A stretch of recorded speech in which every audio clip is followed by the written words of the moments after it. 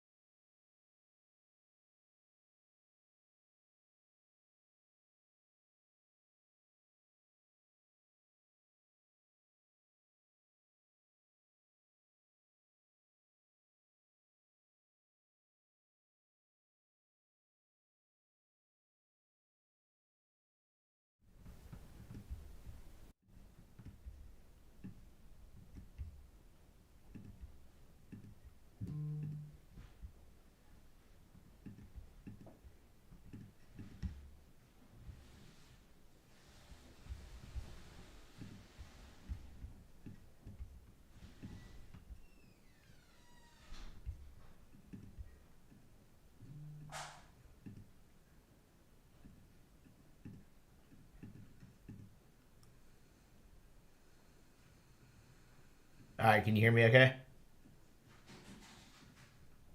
Yes, sir. Can you hear me? Yep. All right, I believe we are now live. Welcome into the MPW Postgame Show. I'm with Bracken Ray. Ole Miss closes out the regular season with a Yes, sir. 90-71 loss at Florida. I know we have some comments rolling in. Can everybody hear us okay? This is our first time doing it, so please let me know in the comments if you can hear us okay on the feed. I assume everybody can. Turn Bracken's volume up just to make sure, but last time we saw Rippy live in the stands. Can everybody hear us okay? For those of you in the stream, as we get kicked off here, I just want to make sure it all sounds okay.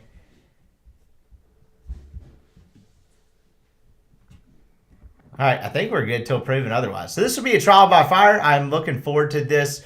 Bracken, how we doing? This is the first time I've done a podcast on camera. Like I said, I got a 10-minute tutorial from Chase earlier in the day, but I am looking forward to this. So I guess we'll start with the game. We got some guests coming up. This will be pretty free flowing. I've got the comments pulled up, so I have learned how to do that. So we'll do some interaction there as well. Ole Miss loses 90-71 to Florida to close out the regular season. And this was the result we knew. I mean, this is we'd been talking about this idea for a little bit, and we picked the Florida game mostly because schedules worked out, but also we kind of thought we knew the result and it'd be an end of the regular season wrap up. Did that game go just about how you figured? I didn't have a ton to be surprised with. Yeah, I didn't think that win probability on this one would be too high. You're playing on the road. It's a really bad matchup for this Ole Miss team, with Florida being very versatile in a lot of spots and a lot of length as well. Early in the game, I thought that, Ole Miss was guarding decent early in the game. Padula played well, but the big thing that I noticed early before going into halftime is I thought they could have been a little bit more aggressive offensively as well. And so, like we both said, I mean, 11-7 is kind of a pipe dream going in, thinking about it a week or two ago. But really and truly now is turning to Nashville. The other piece, the story we talked about all year is just getting out rebounded. Beard played bowl and coward, a combined 16 minutes tonight. And I think that's a lot of just from a team standpoint trying to really change the mentality of, hey, as we go into the SEC tournament, as we go into March, we've got to play hard, we've got to defend. And the bigger message in all of that is he's going to try to play the guys that rebound. Yeah, and it seemed like early in the first half, Ole Miss was, like you said earlier, playing well enough defensively to be in that game, but they were just really stagnant offensively. It felt like another game where it was kind of Padula or bust at a lot of times. There was some Dia moments, but not really. I'm just curious kind of what you thought of the offensively. It seemed like another game where they kind of got bogged down. Yeah, absolutely. And look, the thing that, I noticed it again today. So Dia goes two for 8 from the floor. And we've made the comment on this show for the better part of 2 months now about for Dia, it's just like such high ceiling, low floor. And he's polarizing from the standpoint that, hey, he's had his nights of 20 or 25, but he's also kind of frustrating it well. And Beard really let him have it a few times. If you kind of caught during some media timeouts, etc.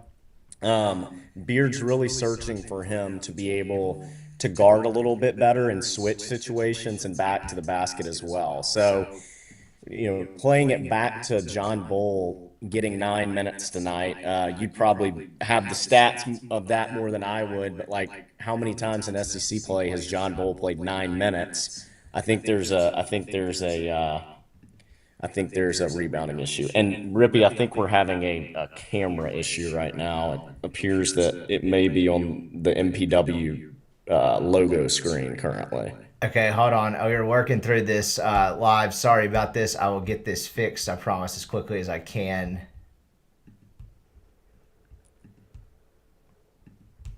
See if that did anything to it. We're working on the fly here.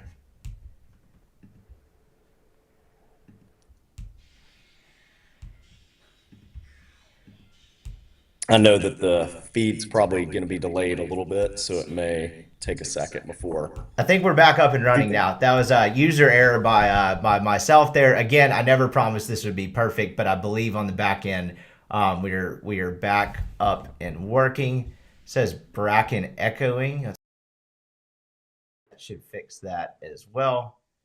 All right, I think we're good there. I think I've fixed that. I appreciate that, Zach. Yeah. Green saying Bracken echoing. Sorry, I if there's an audio issue, please let me know. But I think I derailed you there. But you said Beard's going to play the guys that rebound. Dia not among those, at least at parts of the game. There were some frustrating moments in the second half. There was one in particular that I noticed that he was in like perfect position for, but just couldn't grab it.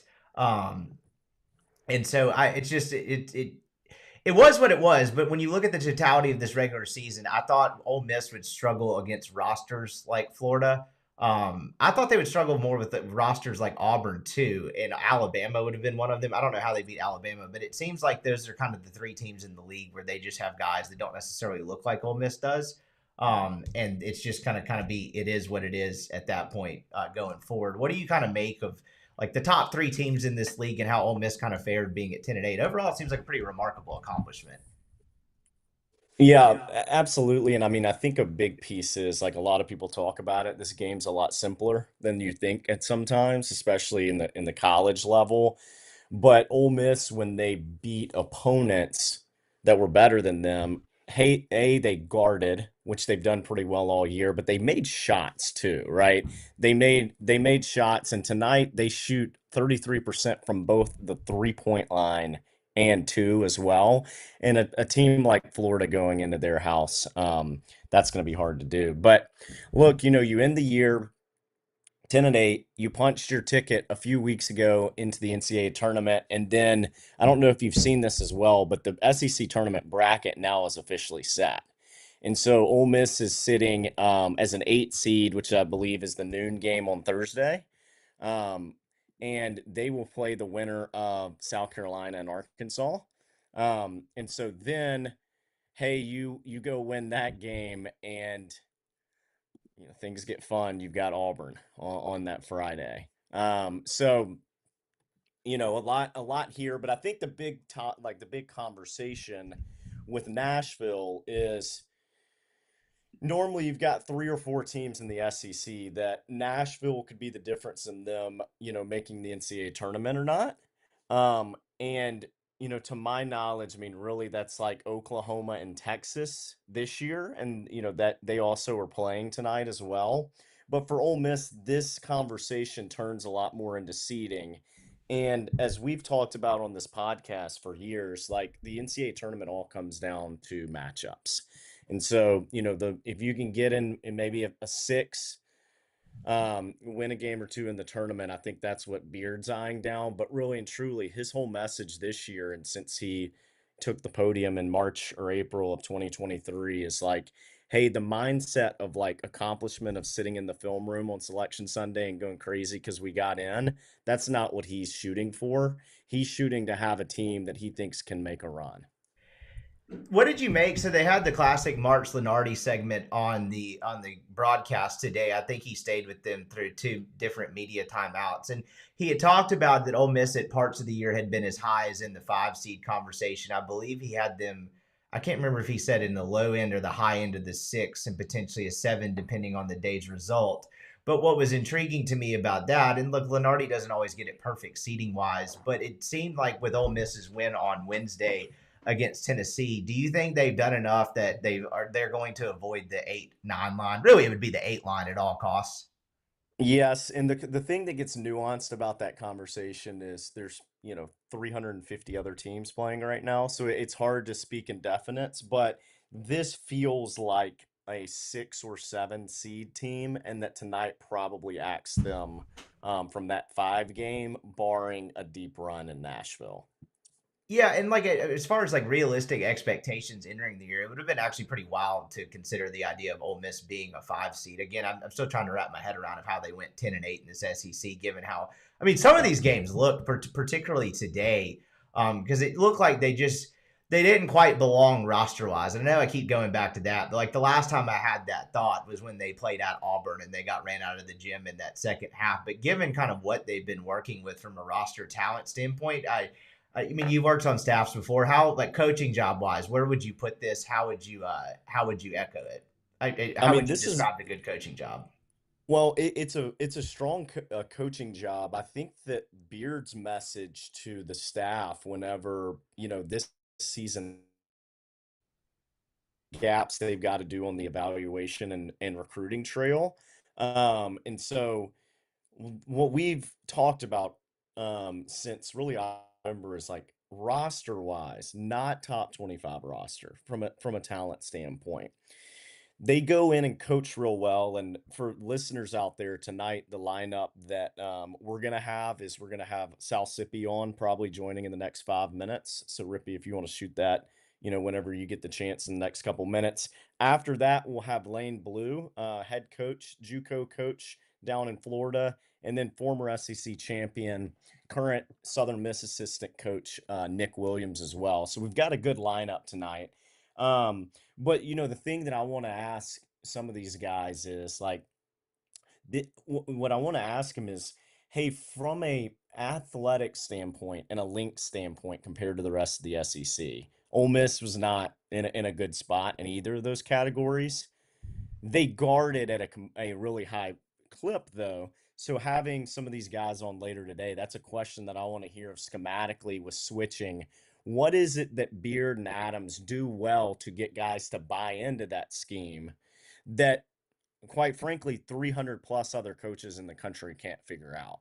There's a lot of coaches in the country, and look, I mean, I'll say this as well: X's and O's wise, you can go find high school coaches that are better than some head coaches in the college ranks.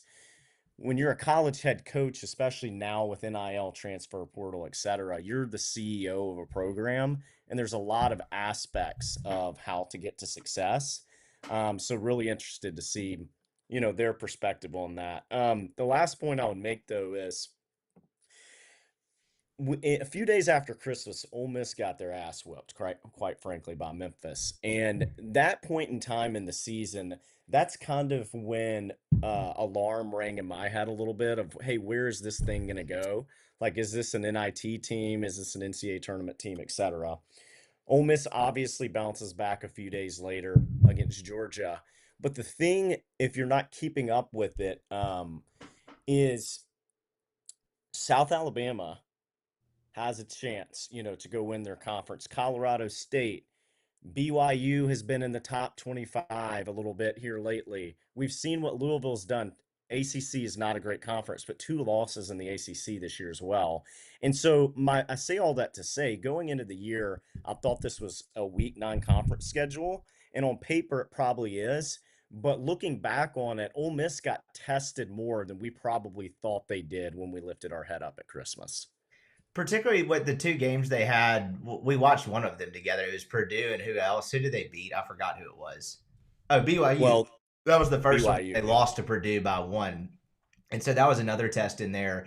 I was one of about a dozen other people that attended the game in South Haven with the Colorado State. Ole Miss, to the time, had been the best first half of basketball they'd played all season. It made me think probably a lot less of Colorado State. But I've actually kept up with them pretty closely this year just to see how they've done in the Mountain West, because that's a pretty good league. And to your point, they've turned into a pretty good team. They're in all likelihood, unless they win the Mountain West tournament, don't seem like an NCAA tournament team, but still was another pretty fair test for Ole Miss. And so all in all, I mean, this was I guess to kind of wrap up the thought about this team in this regular season, we talked about this being a big year for proof of concept. And if this team doesn't make the NCAA tournament in year 2 of Chris Beard, what does that say about the program? And really what you were pointing out as early on as the first podcast we did in the preseason was actually that it would portray a narrative that's not actually true about what the job is, that they put resources into Yeah. this between NIL budget and the resources in the program, whether that be the building they play in and everything else, that this is not like the Ole Miss job of when Andy Kennedy took the job type of thing. And so, like, if you can put into words the fact that they cemented it in NCAA tournament bid a month ago, roughly, and then, won 2 out of their last 3 down the stretch to finish above 500 in this SEC. How validating is that for the job? Whether Chris Beard stays here this year, next year, beyond, Yeah. just what coaches and people in the industry think about the job. Yeah, well, that's the big piece is, a topic we may get in tonight is the whole Beard situation. How much longer is he here? Is it a month? Is it a few years? And to your point, became a little challenging against Memphis is we know objectively speaking that Ole Miss has a top 25 arena in the country. Their staff salary is probably top 15, both head coach and assistant. NIL, the same. Recruiting budget, the same. Oxford's not a terrible place to live in, not a terrible campus. All of these things. And so, even if Beard had probably a top 35 roster talent-wise this year, and if he didn't get it done this year, my fear was there was going to be this national media perception from the Jeff Goodmans of the world that, hey, it's more of an excuse. It's gonna take a little while at Ole Miss because it's a hard job. And where I'd push back on that is, why can't you win here right now if you have top 15 to 25 in all those categories? The big thing that you don't have right now is NBA presence. That is a major component. But the second thing that you don't have is like program success. And quite frankly, I know we'll talk about like the Indiana thing going on, but pre Mike Woodson, like, hey, they hadn't gone in the tournament 4 years in a row, blah blah blah. The whole piece with the program success is I don't think that's as big of a recruiting pitch as it was in the pre NIL era.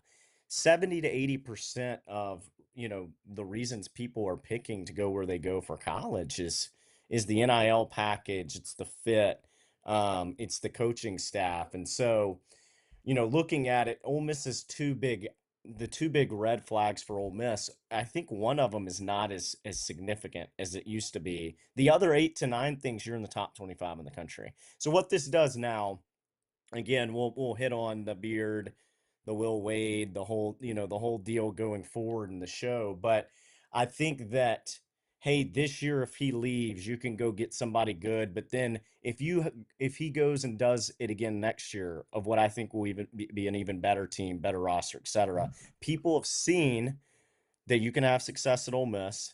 Keith is investing into this program, and the SEC is super sexy and attractive to coaches that want to be Final Four contenders. That's what I meant to ask you when we discussed this on Sunday, but didn't quite get to it. Is whether I don't want to get into the whole full Indiana job breakdown and whether Beard would actually take it or not. Again, as we kind of wrap up the regular season, what Ole Miss has accomplished with that. But I'm curious, is there anything to that? I used to debate this with football coaches when the SEC was such a bear. I'd kind of have the mindset of, well, if I was a college football coach, like I wouldn't necessarily want to necessarily coach in the hardest league in the world and then get fired. But with basketball, it's a little bit different because there's more conference games and whatnot. Is there something to the fact that he would want to stay in the SEC when you look around at some of what these other leagues are?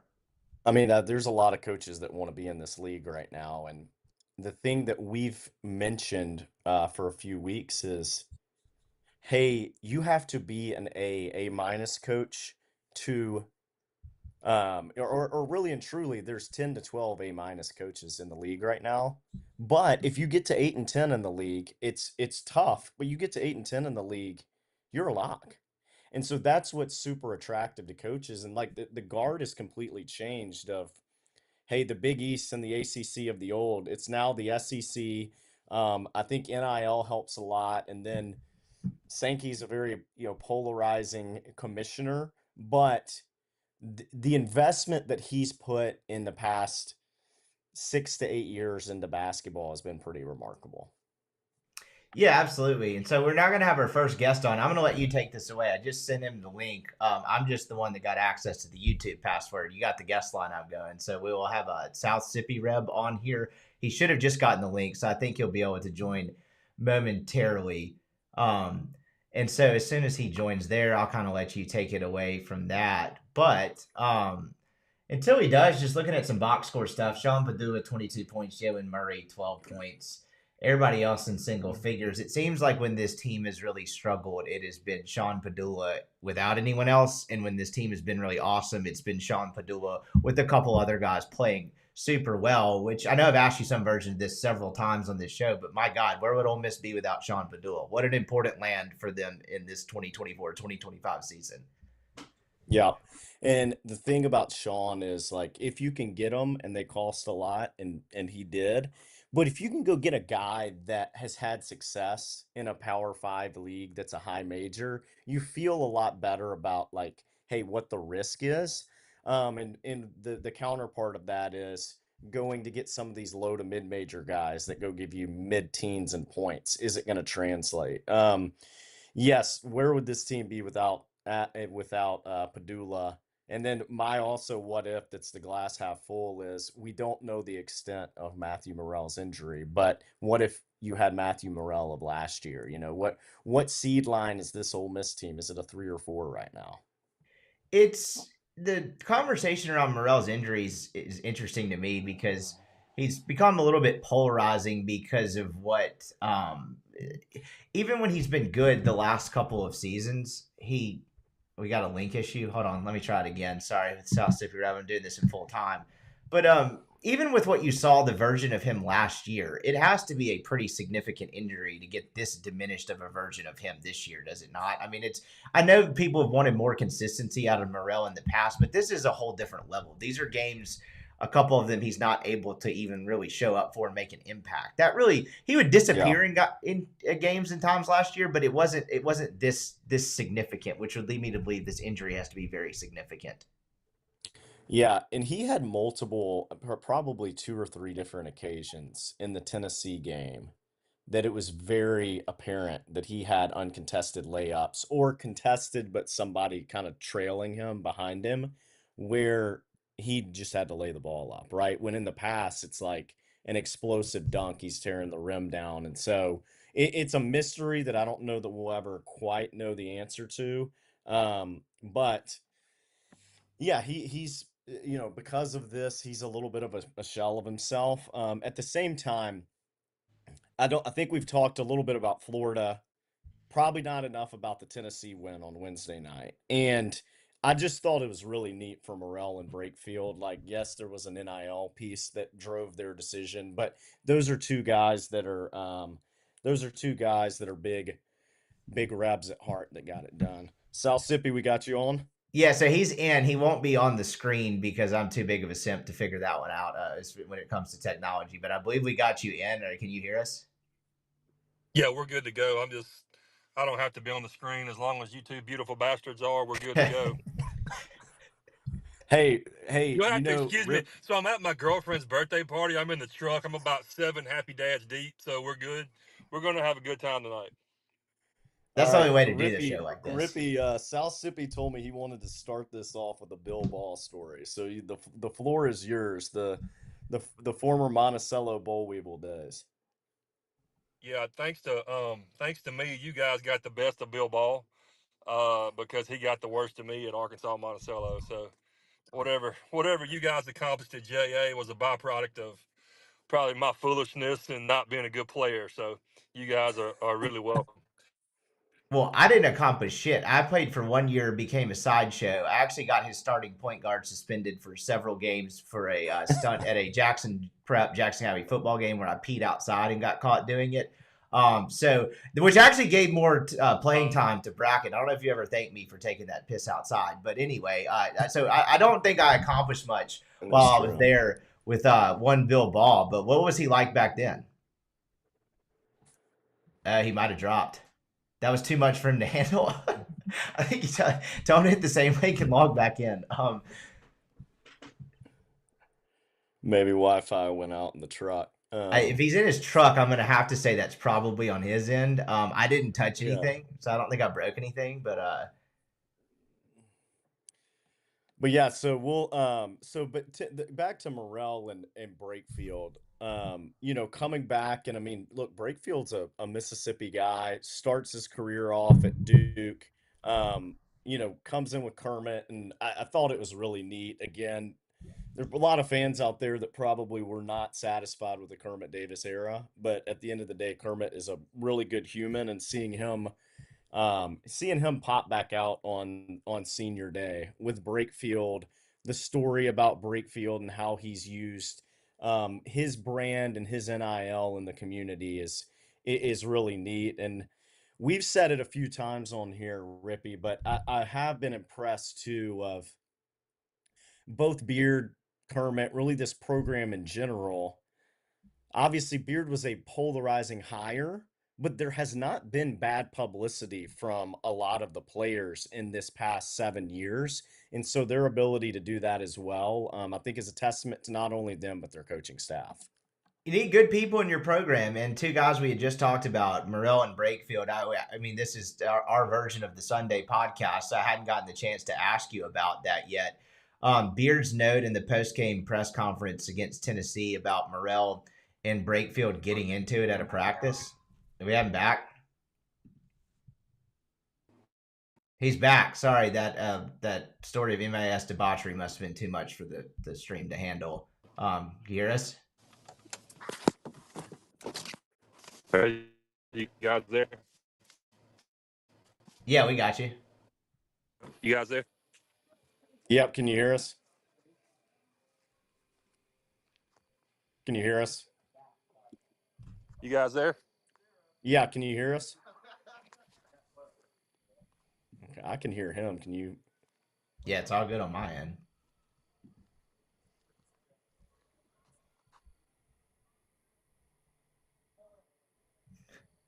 Southsippi, can you hear us? Oh, he dropped again. So we'll Okay. revisit when he calls in. I think that may be some cell service or Wi-Fi issues on his end. All right, here we go. We got him back again. We got you. All right, can you hear us? Okay, we're back. I'm sorry about that, guys. All right, cool. All good. All good.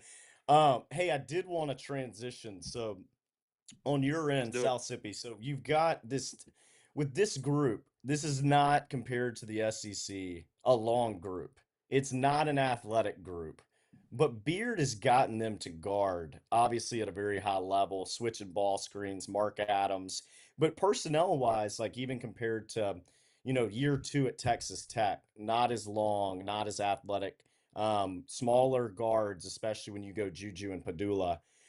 What do you think that is a testament to from a schematic and buy-in standpoint?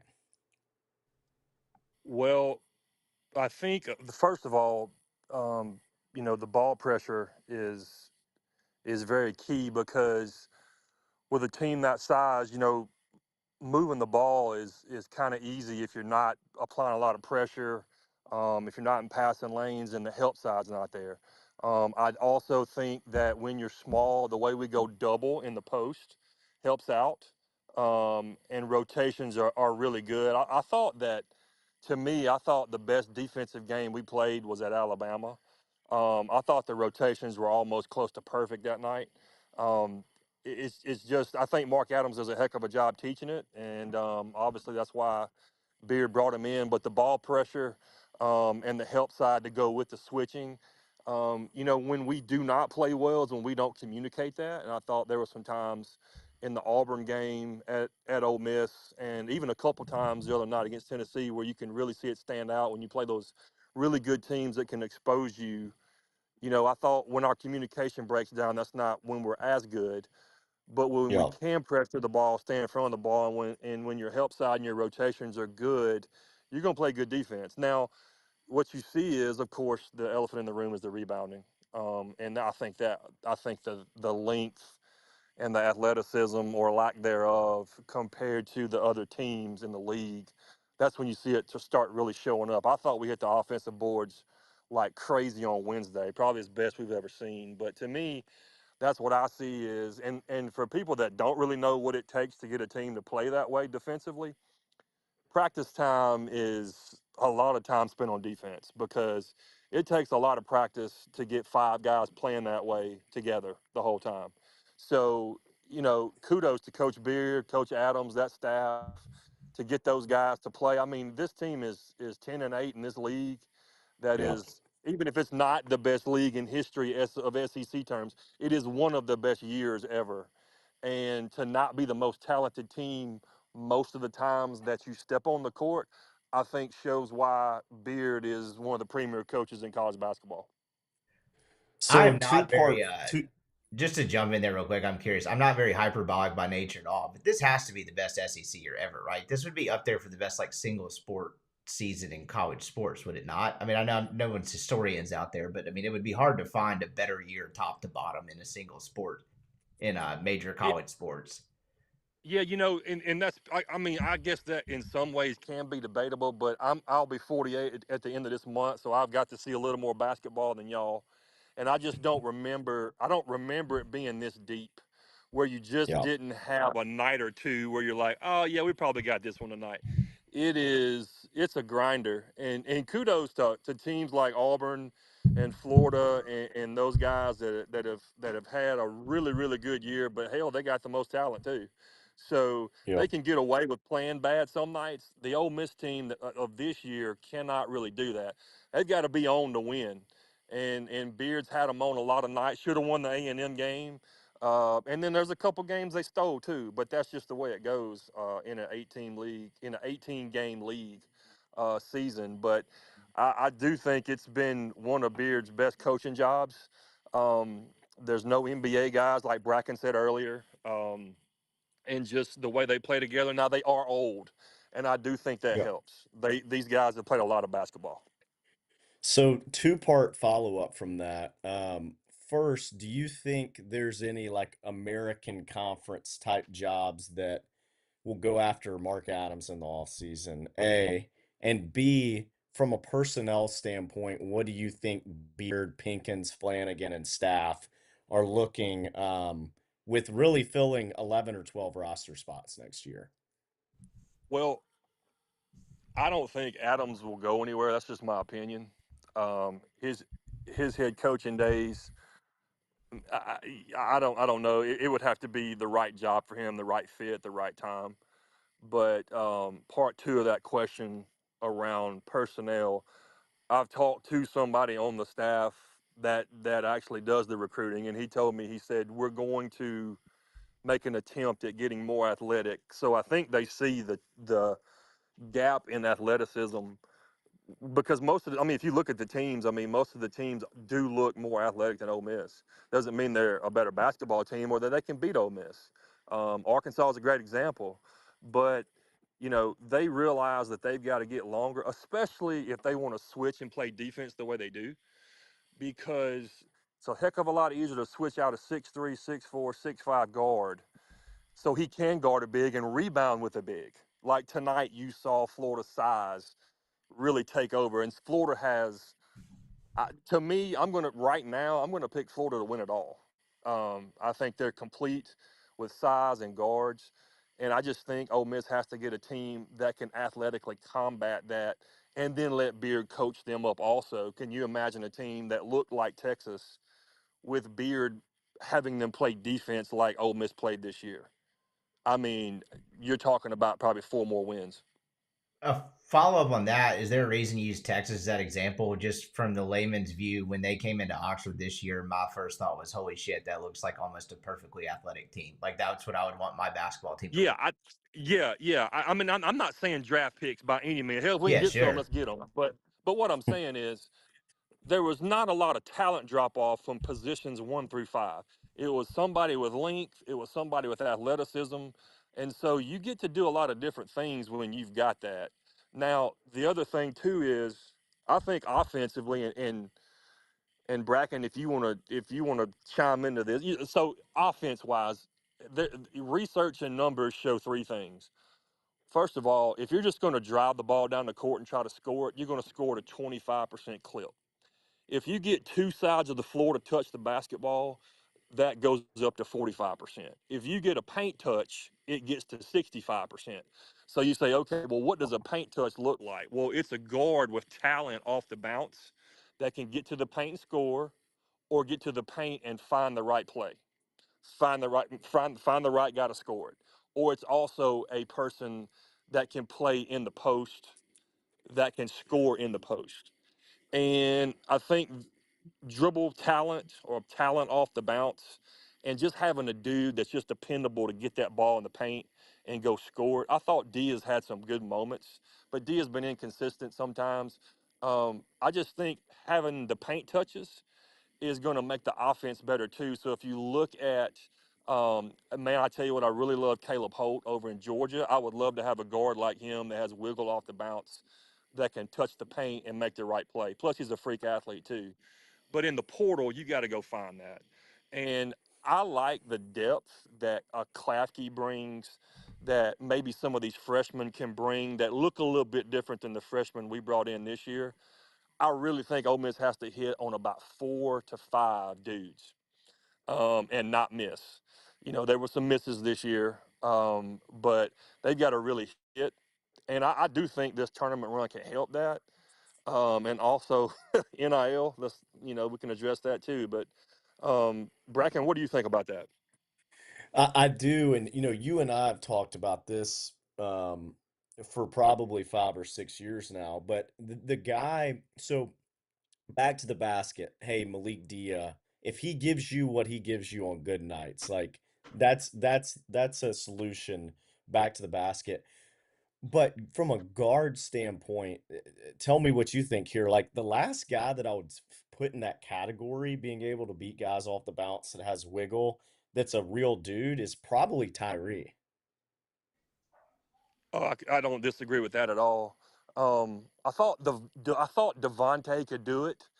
Yep. He just wasn't as explosive as Brian was, and you know it makes a difference. It stresses the defense, and especially if you're going to spread out. It just and don't get me wrong, there are times that we can manufacture things into that, which I think the staff's done a good job of. But Juju is, although he looks flashy off the bounce, Juju's not really explosive. It does help that Juju can knock down a shot, and I love the fact that he can do that. But Padula's really crafty off the bounce. He's not a wiggle guy, but Yep.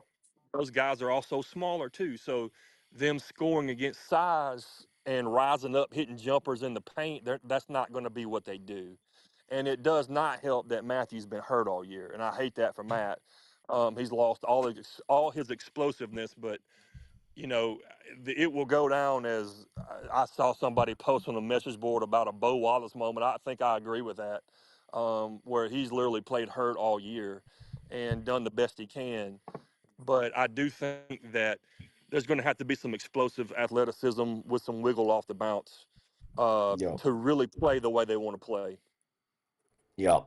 I've compared the Morrell situation in a lens to Jarvis Summers. And the reason for that, it's a completely different league than it was in 14 and 15.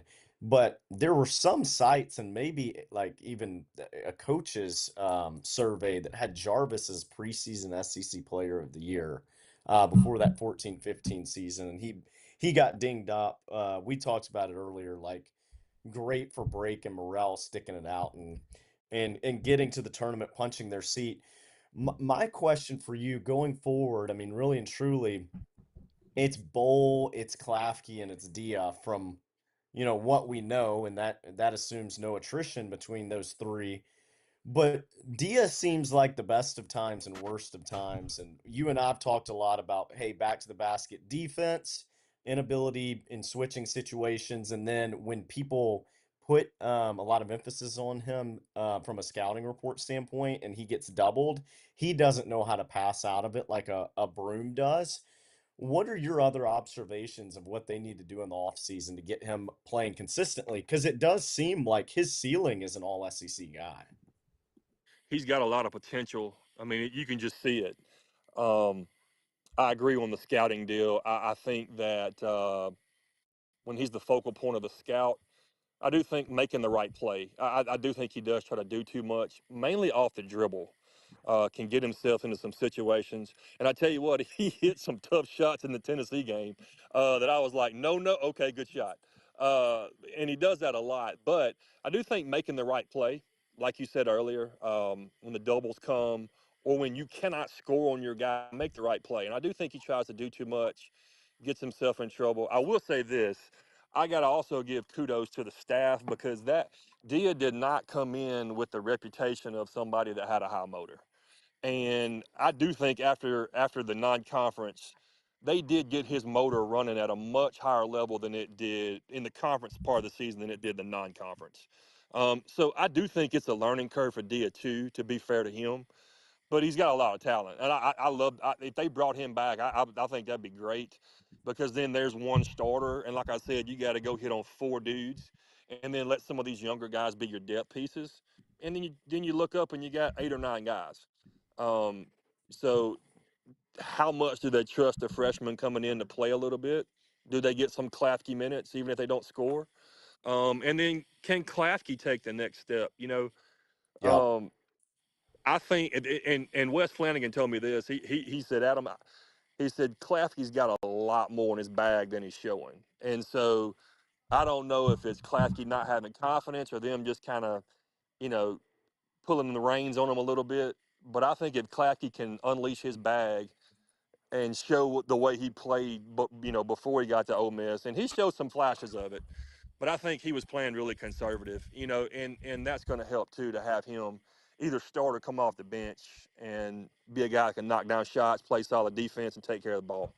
It seems readily apparent he lost confidence, right? The Vanderbilt game sticks out that there were 2 or 3 times in particular where, like, I feel like everyone was screaming at the TV for him to shoot it. Hell, there was one tonight on the far corner where it was like, damn, that looked wide open. He seems like from non-conference play on, he's lost confidence, and probably some of that's just being a freshman, right? I don't necessarily think that's a lingering thing that will go into next year, but at some point he lost confidence and is scared shitless to shoot it.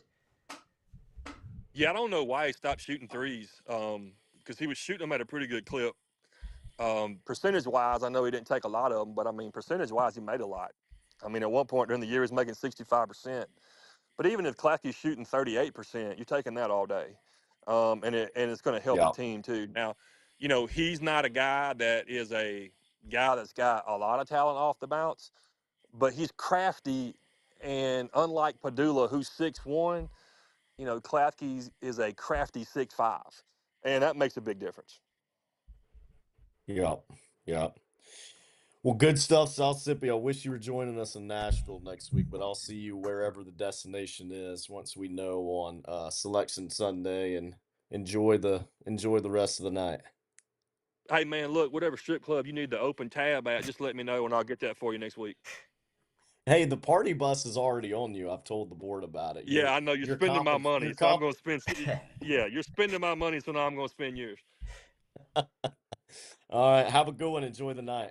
Thank you. All right, man. Y'all take care. All right, bye. All right, so the first guest of me ever trying this went off remotely without a hitch. I'm glad he joined, offered some great insight. I thought his comments about defensive rotations was interesting, and it's a lot about what you've talked about. And one of the things I'd ask you in November, and I think it was maybe the podcast we did after that tournament that Ole Miss played, was that Las Vegas? That feels like forever ago, where they played BYU and Purdue. Where was that? Yeah, in November. Yeah, BYU and Purdue.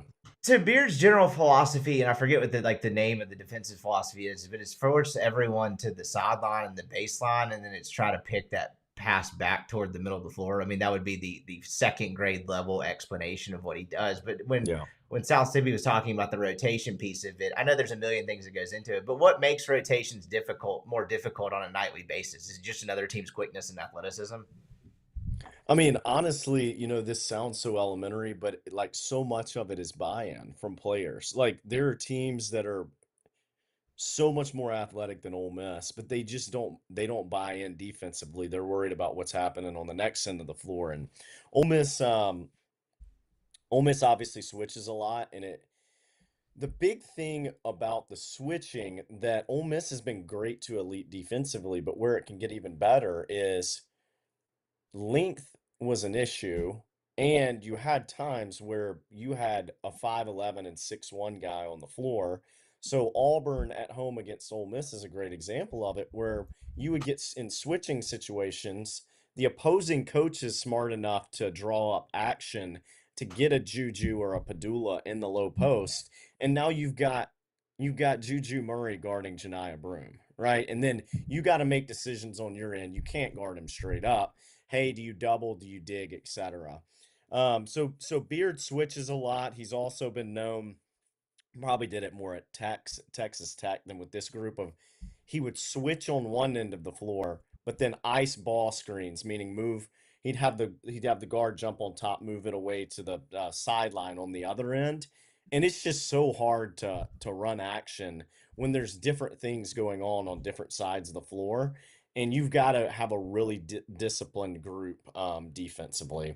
I mean, the last point I'll make though too is we've talked about flaws with length and athleticism, but Padula at least came in with an ability to, from an on-ball standpoint, be able to steal the ball, and I don't know where he sits today, but number 2 or 3 in the league there as well. So anyway, we had somebody ask, so are we the late game Thursday for sure? And I think that 8 makes them the early game, right?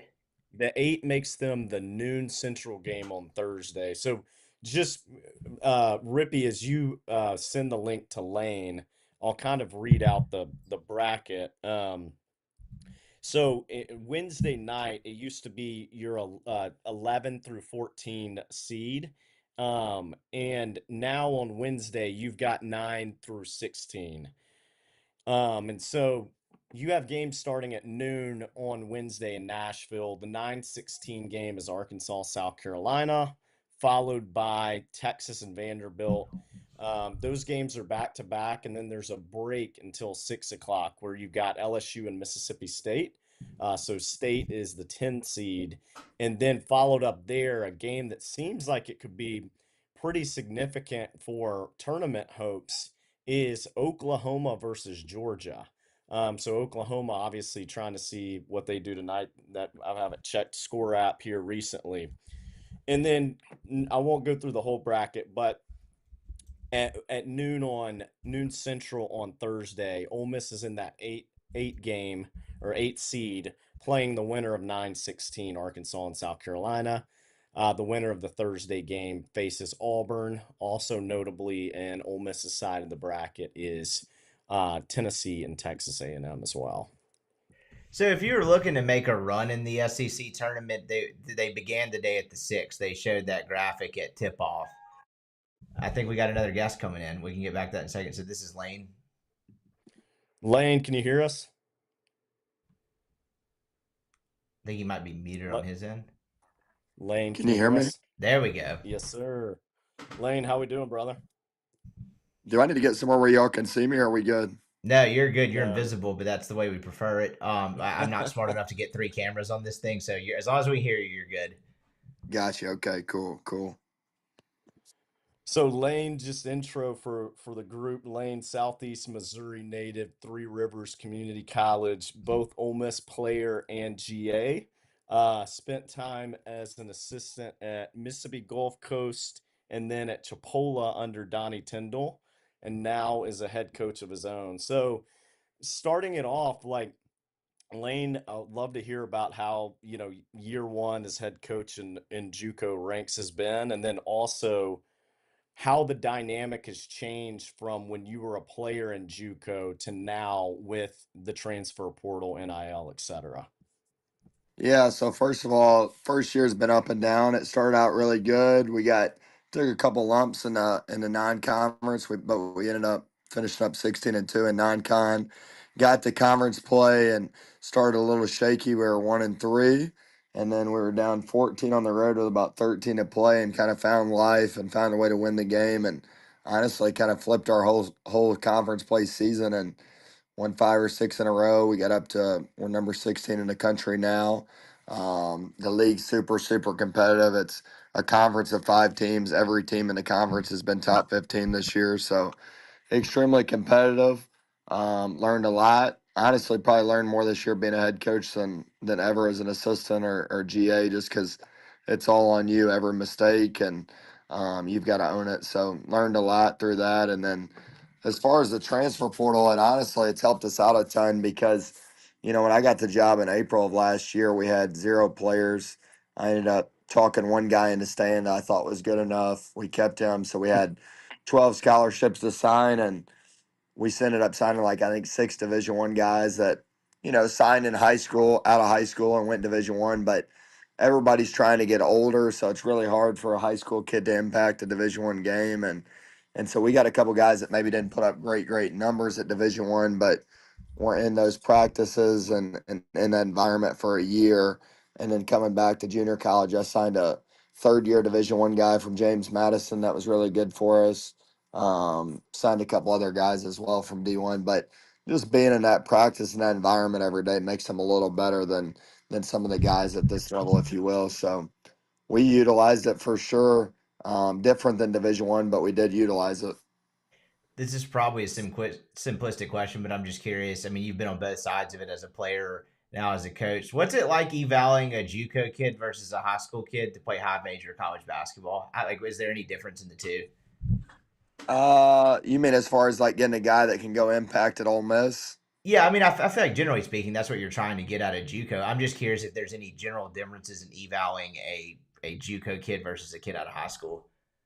Yeah, honestly, the high major stuff out of JUCO is very rare now because of how easier it is to get into Division I and the transfer portal not having to sit out. You don't have to graduate like you used to. So used to there'd be a guy all of a sudden he gets kicked out of LSU and he goes to Florida JUCO to play for a year because he doesn't want to sit out, and then goes back high major. But there's still a few high major guys. But I'd say the first thing obviously has got to be the talent piece and athletic piece.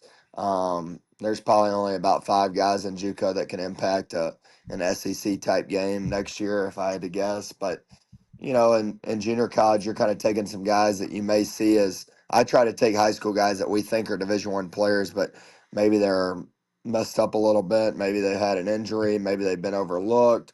Maybe their body's not right. Whatever it is, and if they have the talent and ability, we've got to make them into where they're at least a mid-major player. In the time with us. You mentioned 5 guys that realistically could impact an SEC game next year. Was that number different 8 years ago before like NIL and the portal? Has it always been that way?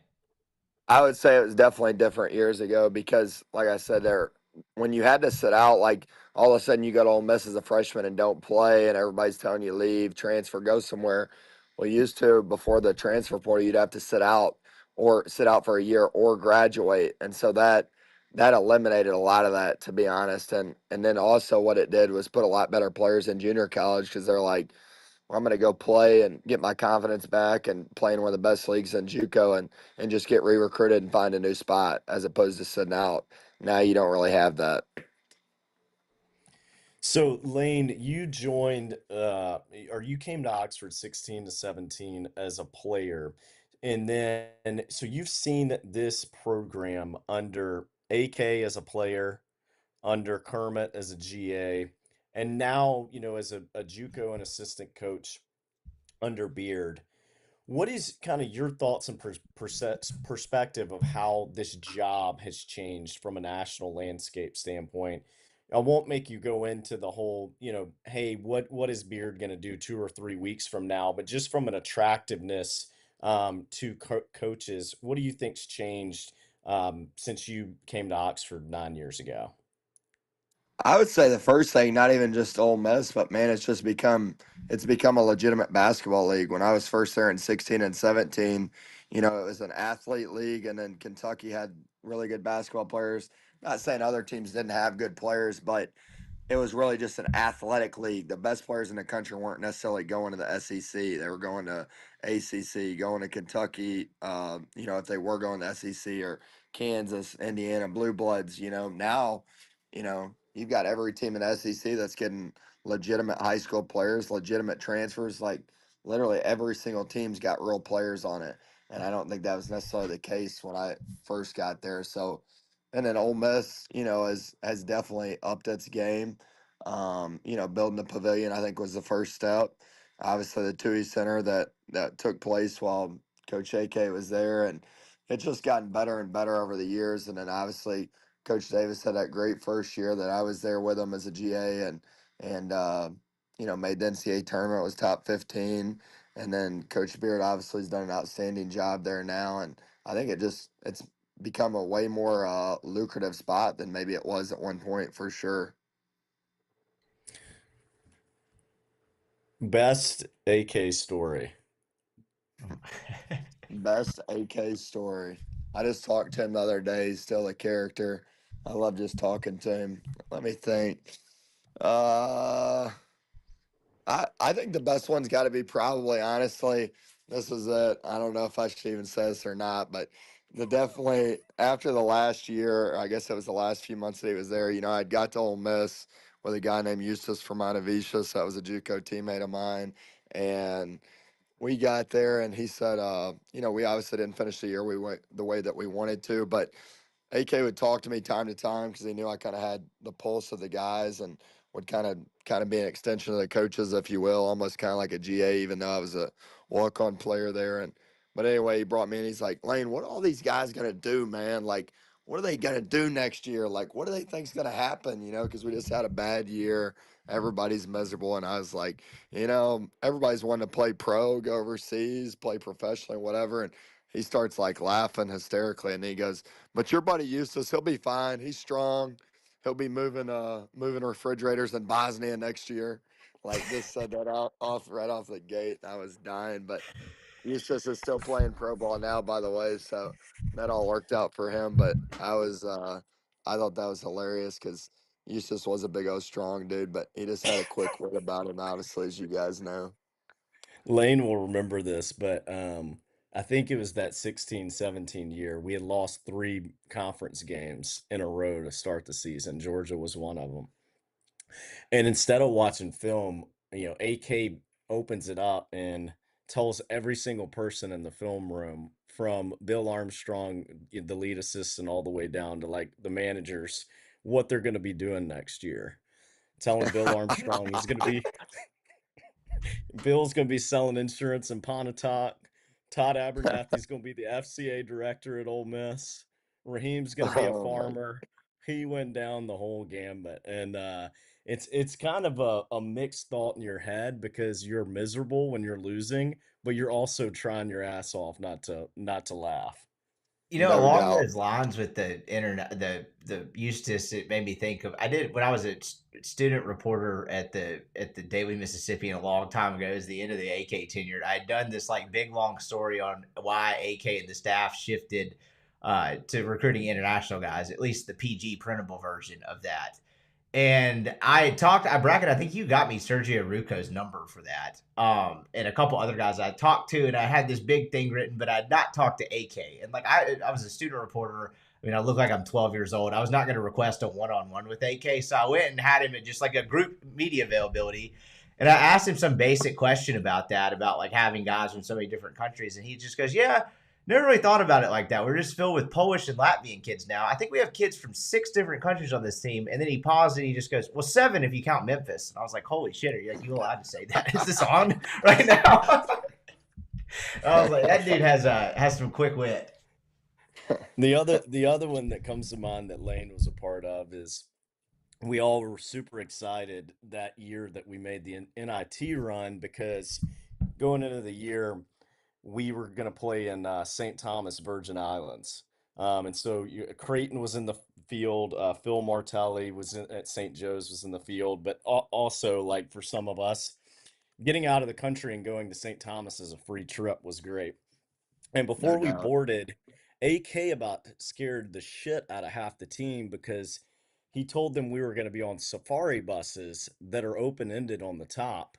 And there were going to be monkeys swinging above us, that it was like a third world country. And there were going to be iguanas walking around that were bigger than the biggest German Shepherd you've ever seen. So I say all that to say, while myself and some others were down by the pool, all of our players stayed in their hotel room and played Fortnite the whole time because they were scared shitless to walk outside.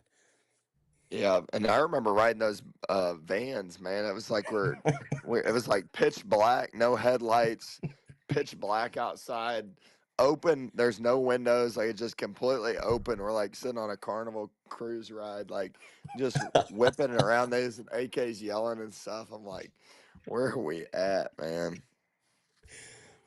And then honestly, that first round, if you remember that first game, if DeAndre Burnett doesn't go for about, I think he had 41, we lose. I think we Yep. played Oral Roberts or somebody first round.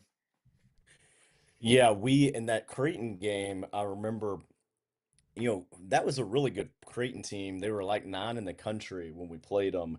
And the Yep. SID was going around telling everybody that that would have been, I think, the first neutral site top 10 win in program history if we had gotten it done. And we played pretty well. But that whole year was just full of like between that, Baylor, etc. So close, but couldn't get it done. Yep. 100%. Probably one or two games just like that away from the NCAA tournament. You remember we lost to, I think it was Arkansas. Arkansas. Yeah, and we would Yeah. have had Vandy next in the SEC tournament, which I thought we matched up well against. We'd already beat them, and we lost right there at the end against Arkansas. But we were just, like you said, one or two games short probably that year of going to the NCAA tournament. Yep. So Florida's Southwestern State on Thursday for you. Yep. Best of luck there. So that's a quarterfinal game. It'll be the first round of our region tournament. We played them right after Christmas and beat them by about 10 or 12, but they've improved a lot from then. They've actually got a big guy signed to go to Mississippi State, as we were talking about SEC guys. So they've got definitely a talented team, really well coached, first year head coach like me, but we need to win, man. We need a couple wins for sure. Well, last question before we get you out. Always an interesting topic. Lane and I are in a fun group message with some other guys that are currently coaching, some are not. But we always talk about hey, the Brian Hodgsons of the world or McDermott. Lane, who in your eyes today, regardless of level, is the most underrated coach in college basketball? Mm, I mean, I'm a little biased. I don't know if he'd say underrated, but a guy I think deserves a job and will get a job and be back would be Donnie Tyndall. I mean, obviously being around, I don't know if you'd say he's underrated, but he's been underground for 10 years, if you will. But I've been around Gene Bess, who's a Naismith Hall of Famer, Andy Kennedy, winningest coach all time, Ole Miss. Kermit Davis had a great run. Tim Ryan's Hall of Famer in Florida. Now Donnie Tyndall for 2 years. Like, he's as good as anybody I've been around. You know, he's been at the junior college level the last few years, finishing up a show cause. But he's legit, man. I think he'll be back in a heartbeat. I don't know if people think he's underrated, but I think he could coach at the highest level right now and not miss a beat. But as far as like Yep. you just said, I love the guy at Arkansas State as well. I think he'll do a really good job. I think he's going to get his opportunity here soon at maybe an American type conference school, and if he can do well there, obviously keep moving up. But I think he's really good. Trying to think of anybody else. The guy at Drake's done a hell of a job. D2 guy, just won everywhere, doing a really good job. So yeah, I'd say those Yeah. three guys would probably come to mind. I think people will, I wonder if people will try to replicate McCollum at Drake's philosophy of going, obviously, he came from the D2 space, but recruiting kind of the D2 space as well. Because my thought would be most of those guys are not as high maintenance and Right. you can get them for the cheap as well. So it'll be interesting to see if anybody tries to replicate that strategy next year. I think that's a great strategy, and I think obviously just because I'm in it, but I don't know how if you're an OVC Missouri Valley school right now, you're not just eating JUCO up, because Division One, it's like higher level Division One. There's not as many guys here as I mentioned earlier, and you can get mid-major players all day at this level, and it just shocks me that some people don't recruit it as much as I think they should anyway. What do you see outside of personnel from Ole Miss that are improvement areas on the offensive end of the floor? You mean over since Beard's been there?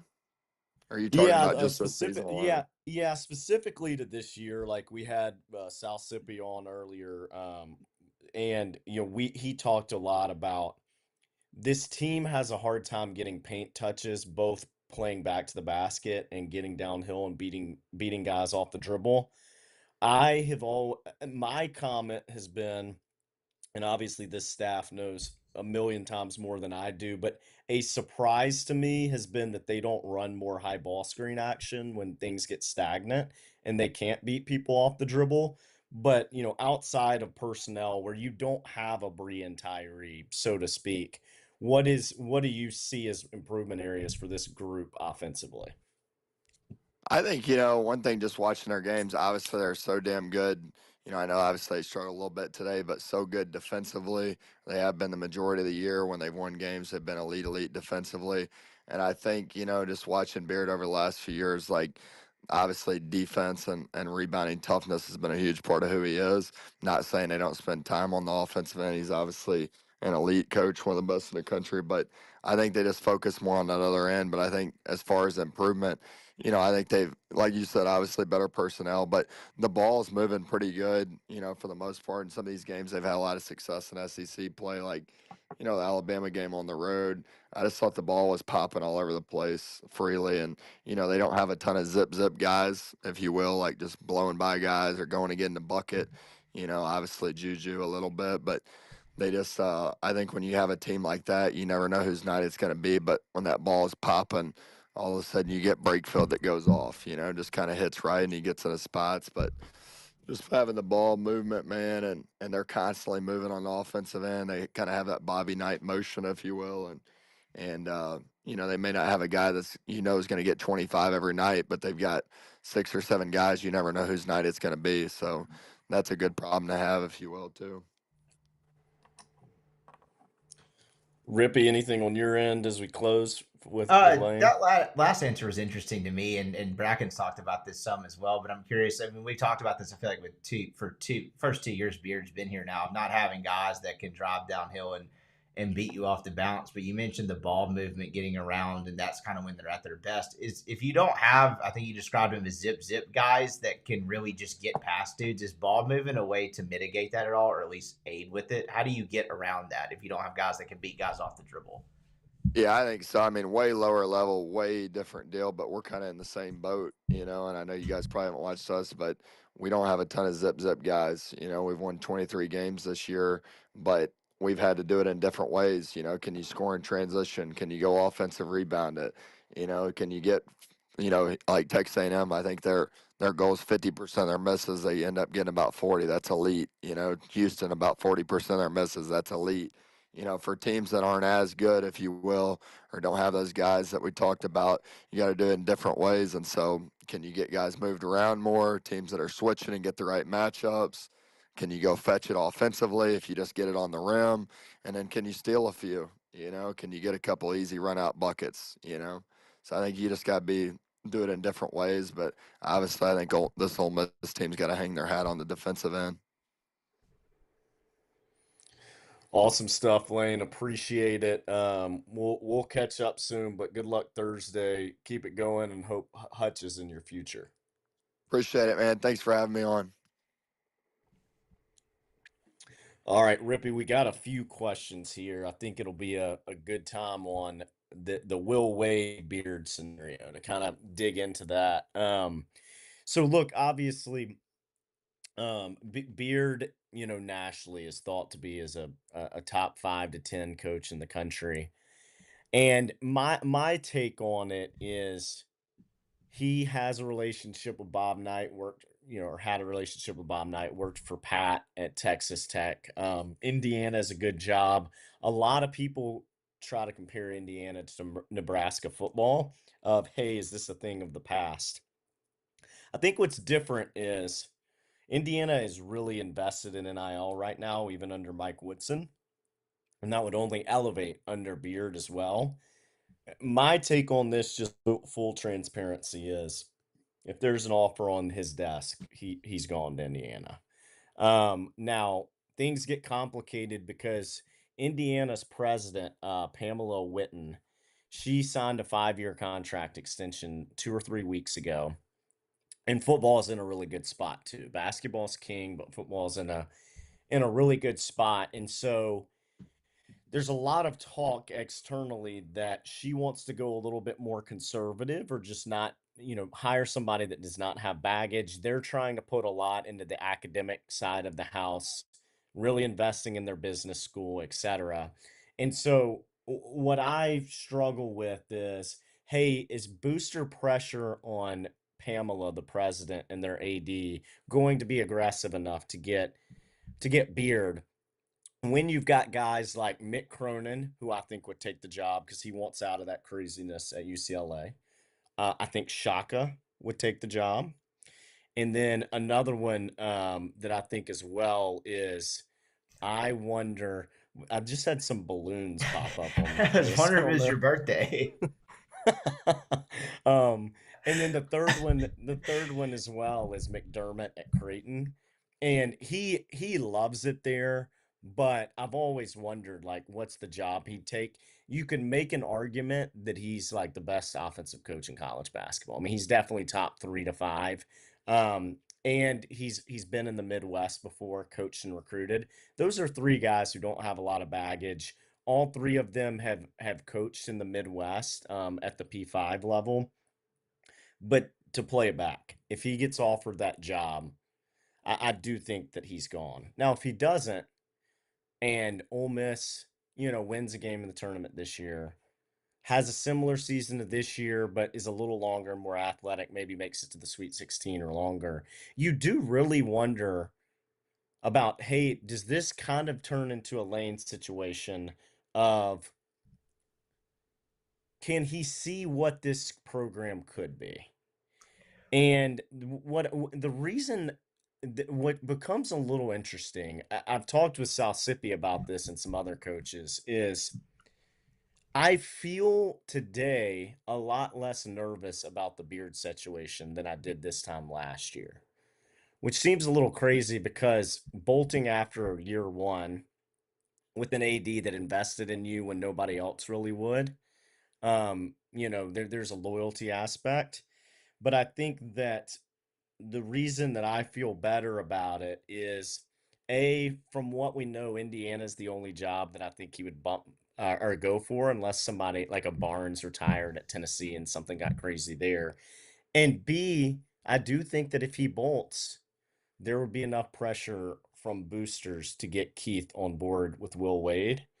And the thing with Will Wade is not as great X's and O's and defensively, but he's going to bring in really good talent.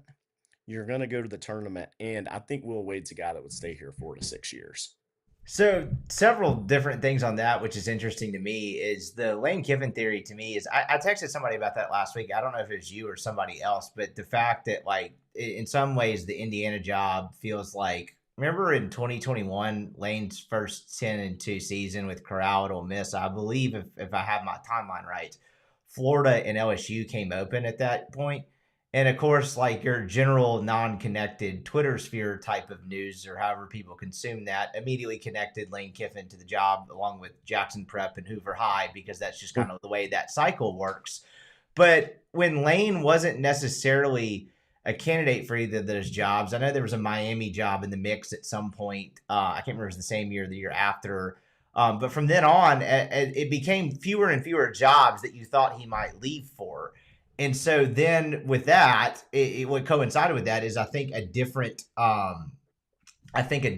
type of mentality from Lane about what this job could be set in. And so I think it kind of like it was two different sides kind of merging together, and it led to some stability at Ole Miss. And I'm curious if the same thing would happen if Beard did not get the Indiana job. But on that side of it too, you mentioned the president there. Football's in a great spot, but I kind of made this point last week, and maybe this applies to the booster pressure side. If Chris Beard gets hired tomorrow, who's a bigger deal, Cignetti or Beard at that place? Isn't it Beard? I feel like that would be what more people would be talking about, which is different than what would happen in the SEC.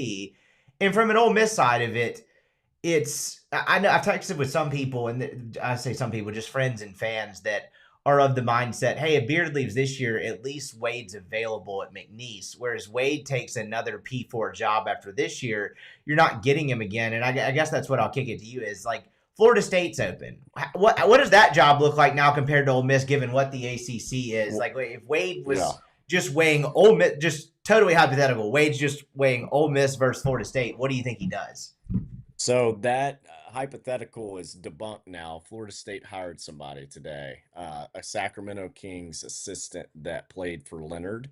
Oh, I missed this. Do they have a coach? 10 to 15 years ago. Yes, I'm not I cannot remember. Luke something is his name, but yes, I mean, look, the thing is, I mean, there's a lot of proof of concept at Florida State, and then it kind of comes down to the conversation of like, hey, is Florida State being in the ACC a attractant or the opposite of it? Right. Hey, year one, you can go win 14 or 15 games.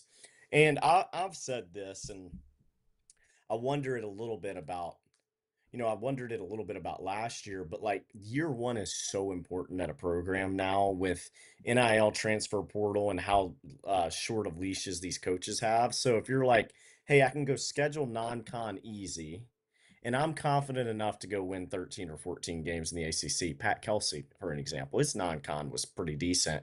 But you go win like 25 games in year one, make the tournament, lose in the first game, you got that whole thing on board. You've got boosters on board, etc. I think the question that I find more interesting is if you're a fan and you have the option, would you take Wade today and know he's going to hypothetically be here 4 to 6 years, or have Beard another year and there's the element of the unknown? I think that's kind of the interesting question, because to your point, you have Beard, let's say we go to the tournament, win one game, lose. You go next year, maybe go to the Sweet 16, he leaves. We don't know what that list looks like. Like a Brian Hodgson, I'm a huge Brian Hodgson fan. his ceiling is very high. Is he an A-minus coach today? I don't know that there's been enough proven for that. You have to be an A-minus coach to win 8 games in the SEC, aka go to the NCAA tournament. So I think that's the interesting kind of debate is like, okay, you have the choice, the element of the unknown with Beard or Wade. And we went through this debate, 12 months ago as well, when Beard was leaving for Arkansas. What's your take on it? Well, I'm curious. So I had a follow up on that. Is why are you? And this is not. I don't disagree. I'm just trying to like wrap my head around this. Why would it be the assumption that Wade would be less nomadic and be willing to stay 4 to 6 years versus like one more year to Beard dips? I know we have no concept of the landscape of jobs that'll open up a year from now, 2 years from now. But why do you think Will Wade would be more likely to stick around for a half decade? This is my educated opinion, so I'm not sourced by this, but I think everybody that's in the stream or watching this by now has seen the Rick Pitino video talking Yeah, about the IU opening. I don't think that was coincidental. I don't That's think it my was either. opinion. That's my educated opinion. So if that's the case, now I don't think this is a Lane scenario where I'm not going to go into all the Lane stuff I know off what the you mean. court. Like, Beard does not enjoy having his name floated for every job for internet cloud. Well, what I was gonna say a little differently is I don't think Beard's distracted Yes. by this situation. I don't think Beard wanting to be at a blue blood or blue blood minus is going to be the difference in Ole Miss winning a game or losing a game. Could make a debate, and we're not going to go into that today on the football topic. That's a whole different topic with Lane. Some of But that's my how the point is, sports are structured, though, right? Like it's harder to be that distracted. Does that happen in hoops a lot? Have you really had a coach in a round of 64 game distracted because he has, I don't know, 2 feet into another job already? I mean, it may happen. I'm honestly asking. Is that as common? well, the way I think about it that's different is like the impact of a loss is a lot greater in football than it is basketball Yeah. in the regular season. I mean, for example, like there will be teams that will lose in the NCAA tournament or excuse me, in their conference tournament. And if they had gone 1-1 in the conference tournament, their seed line wouldn't change at all.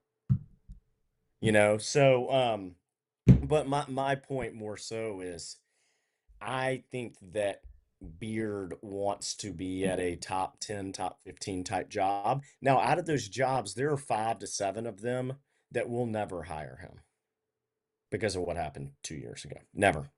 And you can probably take a guess at these jobs, but it's my opinion, not source, that it wouldn't surprise me if he's made calls around Yeah. about No. IU or said more unofficially his agent has.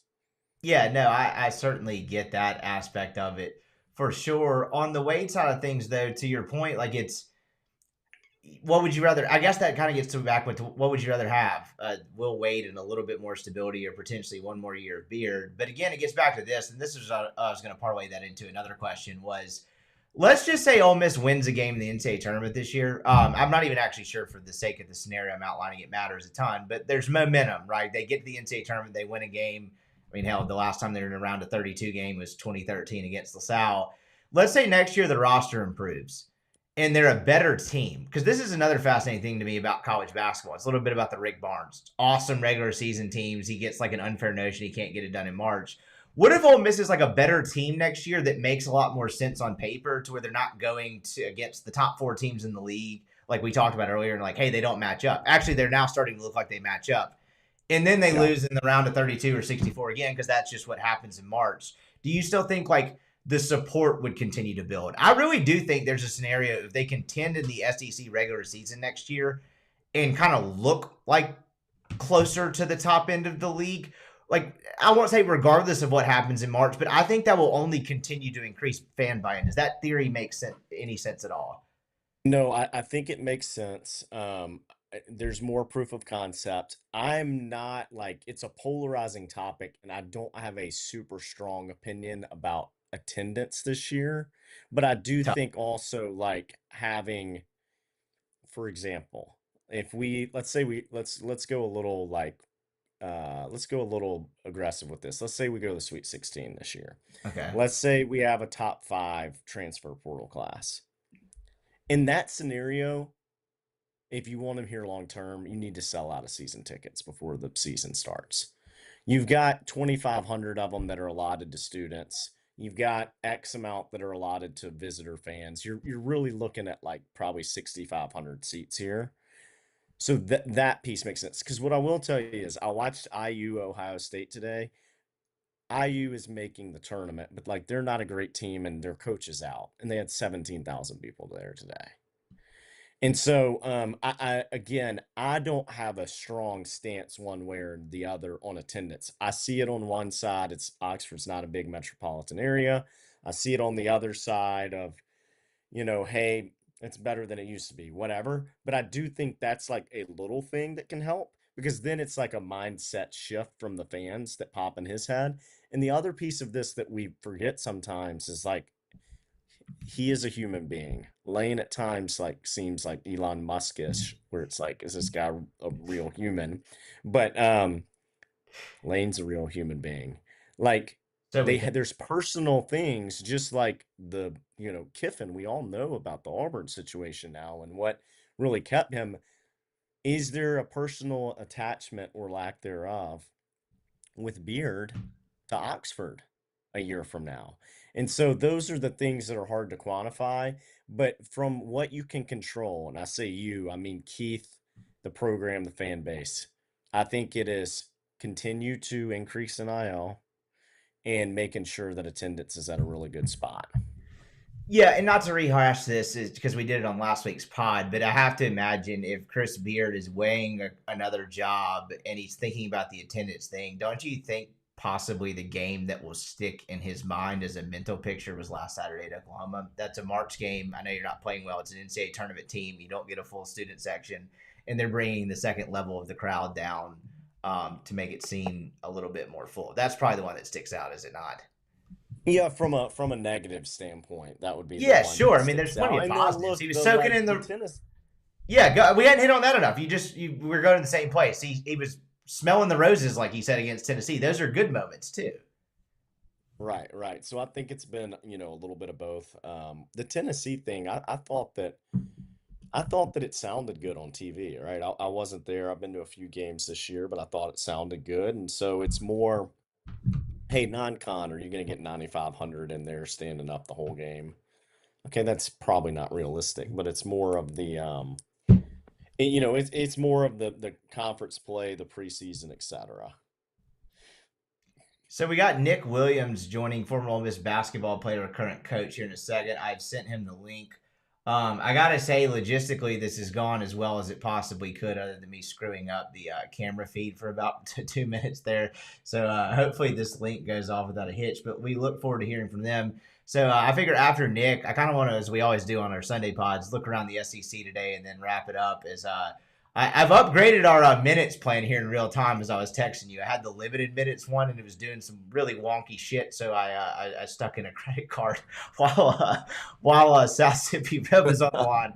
So we're good on time, but I figured that'd generally be how it go. We'll have some more thoughts on the Ole Miss regular season, look around the SEC after we talk to Nick, of course, and then kind of call it a night. This has been fun so far. All right, we got Nick joining in, so here we go. Nick, can you hear us? Give him a second. He might be muted. Say he's in the green room. Add him. Yeah, I think he's good. He can hear. Nick, can you hear us? Nick, can you hear us? Yeah. What's up, my man? How are you? I'm good, bro. What's going on? Man, not a whole lot. I wanted to start it off with you, Nick. So I don't think Nick Williams does not need an introduction to this audience. 2013 SEC champ, current assistant coach at Southern. But I wanted to start it off. Obviously, this has been, by Ole Miss standards, a successful year, getting to the NCAA tournament. You went in 2013. Y'all had a really fun year, had a fun time in Nashville as well, winning it all. What is the mindset shift change once you like get into March Madness from a scouting report standpoint, prep, etc.? Uh, I think the biggest thing, man, is that like you just kind of don't know who you're gonna play. Like, and um, I think as a player, you kind of ready for anything. But now that I'm on the other side of it, as a coach, man, it's kind of hectic, man, because like before the season, you kind of like your scouts are planned out and all that type of stuff. So, especially getting into like tournament, like conference tournament time, like you could have, played a team uh, 2 or 3 times already, and you kind of, got a feel for them. But then, like the next game, you don't know who you have, and it could be a team that is your scout. So you could be like you could literally go through a conference tournament without having any scout, or you can go through a tournament where you kind of have this is your scout every game. So man, it's kind of up in the air, but like you just got to be on your toes, man, at all times. The other thing that we were talking about earlier, we had Lane on here with Ole Miss, like personnel wise, not the most athletic team this year, not the longest team. But how do you think Beard gets these guys to buy into guarding defensively as well as they do? Man, I think it's just coaching, and I think Beard's a hell of a coach. He's tough, relentless, and I think especially now with these guys in this day and age where you can't be as tough on them as you would kind of say, we had growing up in our era. Um, like is fascinating to see just how tough he is and just how like just he's just on them all the time. And I think it's a good thing to see where you kind of have you still have old school coaches in this deal, man, and I think what you can kind of look at, I think I may be off script a little bit, but like you can just look at the way the Lakers play, man. Like when they had AD, how they funneled everything into their big guy, and were kind of like a worse defensive team than they are now. Now they just got a bunch of guys 6'7", 6'8", where they switch a lot and all that type of stuff. And you look at it like they're like one of the top defensive teams in the NBA. So I think now, man, like a bunch of like-sized guys, I think that's the wave now, man, where you can just switch everything, front the post, be tough, and that's kind of how Ole Miss does it now. Yeah. Outside of switching ball screens, like kind of talking schematically here, what are ways to beat teams that switch as aggressively as Ole Miss does? Um, Man, send a bunch of ghost screens, man. Teams, I think teams who really, really, and I learned this from Kermit Davis, man, like sprint the ball screens. They used to, when we played middle, they used to really, really sprint the ball screens, man, and they would slip us to the rim all the time. Like I think like sprint the ball screens, being able to slip it to the rim or ghost it for a three, where you kind of have the on ball defender in limbo. Hey, because most coaches teach, switch on contact. So, you're expecting a screen, your guy's calling out screen, screen, but you never get hit. So you want to stay with the ball. But the guy who's guarding the guy who's about to screen is thinking that, my guy's really sprinting his ball screen, so I got to get ready to switch. And, they ghosted and they throw it back, hit the throwback for a guy for a three, man. So I think really, really sprinting the ball screen is an underrated way to, beat switching. Nick, if I'm not mistaken, you started out at Indiana, did you not, before transferring to Ole Miss? Yep. I actually committed to Marquette as a sophomore in high school. Man, Tom Crean was the coach at Marquette at the time, and obviously he, left for Marquette to go to Indiana. Took that job after Sampson got in a little trouble that year. But yeah, man, started at Indiana, man. Probably, well, ain't no probably. We were the worst team in Indiana, Indiana basketball history. But it was a lot that went into that, man. I promise. And I was curious. I mean, we talked about kind of the Indiana job opening earlier on this podcast. Indiana basketball school, y'all had great success at Ole Miss, but the dynamics are just different in the SEC. What is, if any difference, like on a game to game basis, playing at a basketball blue blood like Indiana? Is the pressure any different? How is that different from playing at Ole Miss, if at all? Um, I think I was kind of like I said, I was in a unique perspective because Kareem came in and kind of like cleaned house. Obviously, they had Eric Gordon, who had just went to the NBA, and DJ White. So it was kind of different. Like he had some returners, but man, he kind of like cleaned house. So I kind of got a different perspective per se, as far as like not really. I don't think being able to get the full experience, but we were bad, man. Like I said, we were bad, but it was still. I think Assembly Hall holds 17,000, man. I think like it was a good 14, 15,000, man. And on a good day, like we played Michigan State, like I said, and they were top 10 in the country, man. That thing was sold out. So if you can imagine, if you've ever been to a football game in Death Valley when LSU was playing Alabama, like when Assembly Hall, when Indiana's like really, really good, and that place is rocking, man, it's basically like an SEC football game, like atmosphere, dog. One question that well, I'll first comment and say that I guess at this point I've been to like 40 or 50 college arenas, and Assembly Hall is my favorite going into. Like you can just feel the atmosphere, the tradition and energy in there. But Nick, Mhm. take like Ole Miss, Southern Miss, all the teams that we're close and connected to.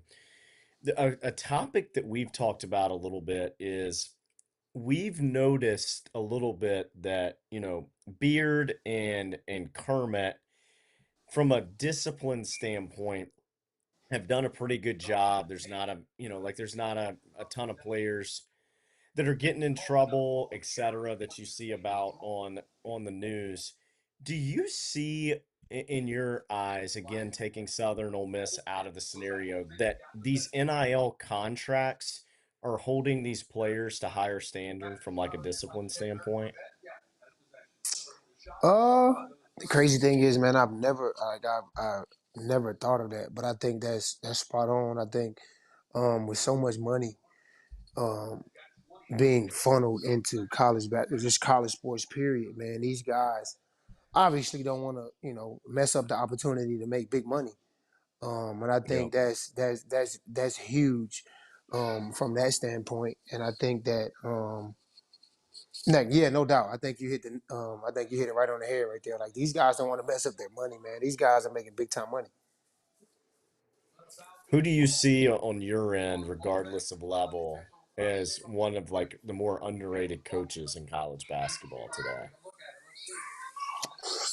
Underrated, man. I think Scott Cross at Troy is a hell of a coach. Um, I think from they play hard. They play extremely hard, man. They're disciplined. They were one of the more vocal teams we've played since I've been here. He's been right at the top of the league, in my 3 years since I've been here. And he's playing right now. Probably about to go on to the semifinals in the Sun Belt. Scott Cross is really good. I think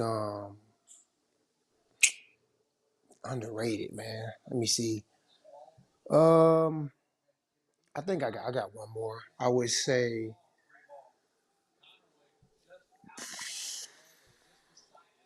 I think Coach Kearns at App State. I think he's really really good. I mean, they won the league um, last year. 3 years ago, I think they went to the tournament. 3 or 4 years ago, they went to the tournament. So yeah, man, I think Scott Cross and Coach Kearns at App State are really good coaches, man. If NIL was around when you were coming out of high school, would that have changed your recruitment, if any at all? Absolutely. I'm not. I'm not gonna lie, man. Absolutely. Like I was. The crazy thing is, man, I ended up.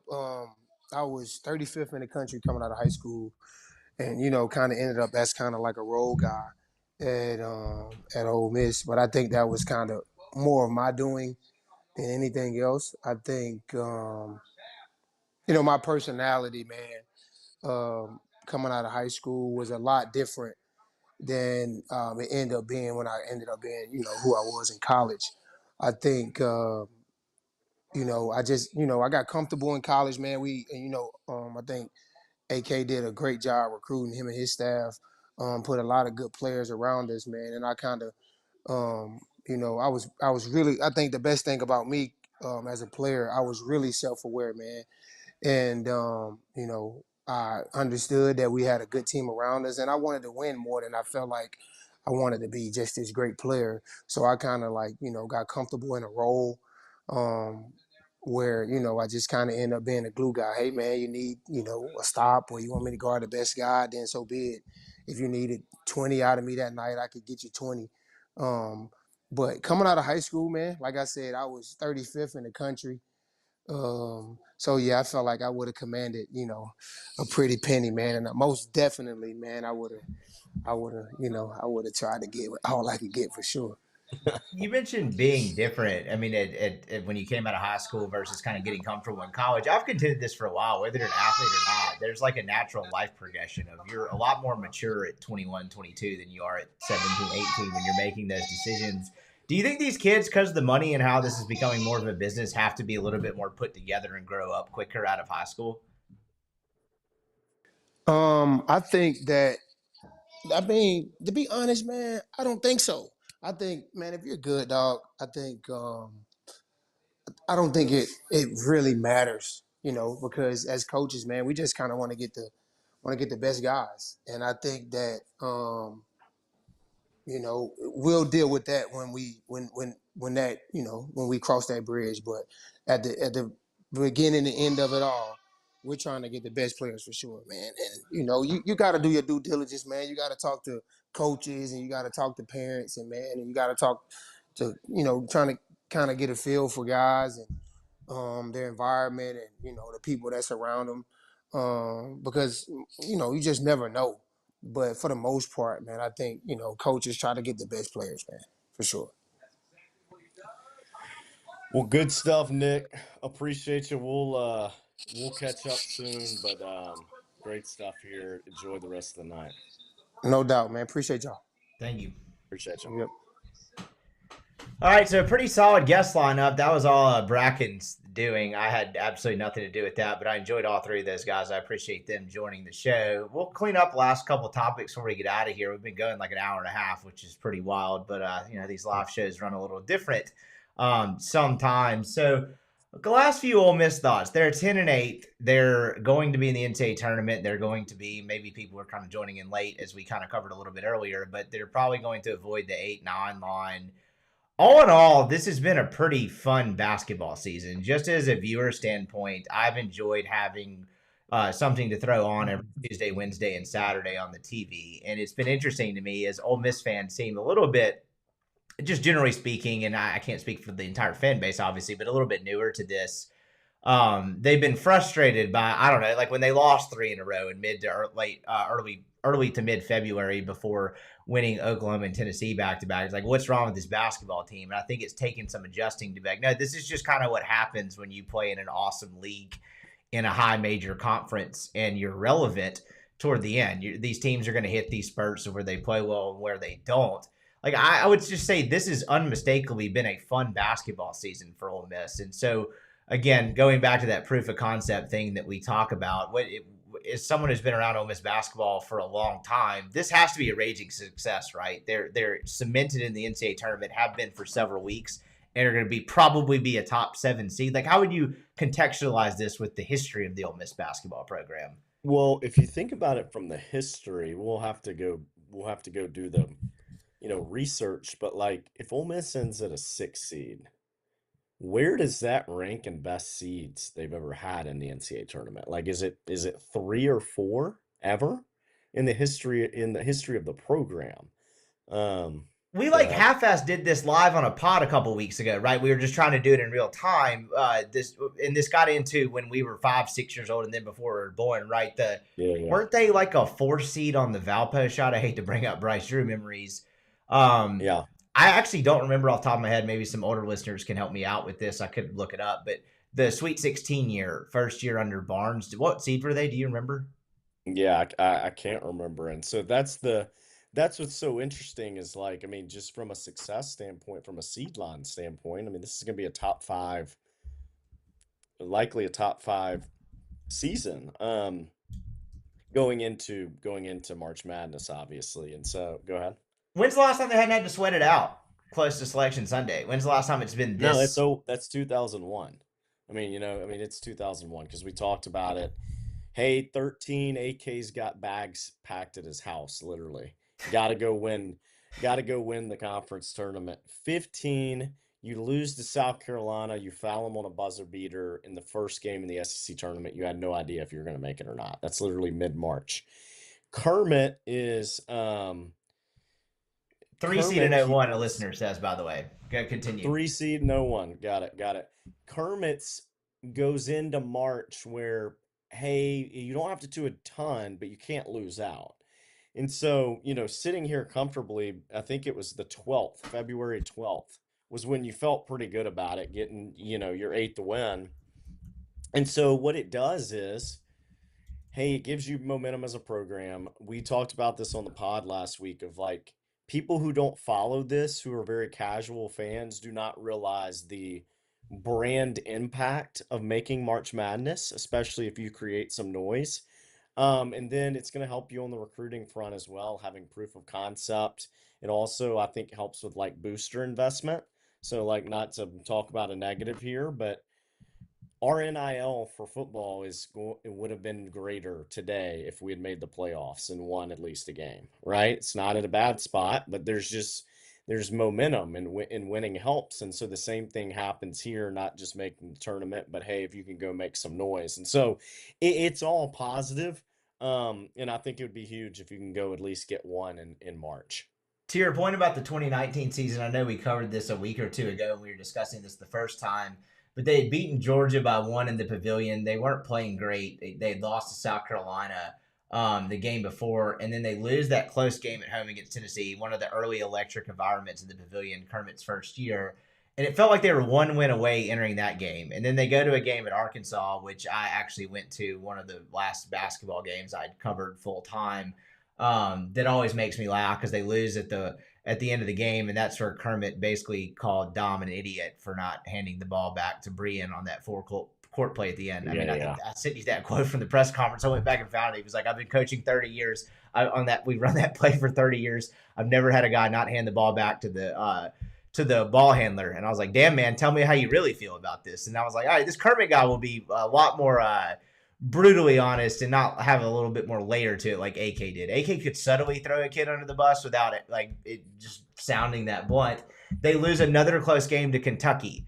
And so you feel like they're probably in, but they had to go to a bad Missouri team in the season finale. And they win that game by 5, and you still feel pretty good about it. But I remember the thinking at the time being, win one in Nashville so you feel extra safe. And they lose, I believe, to Alabama in the SEC tournament that year.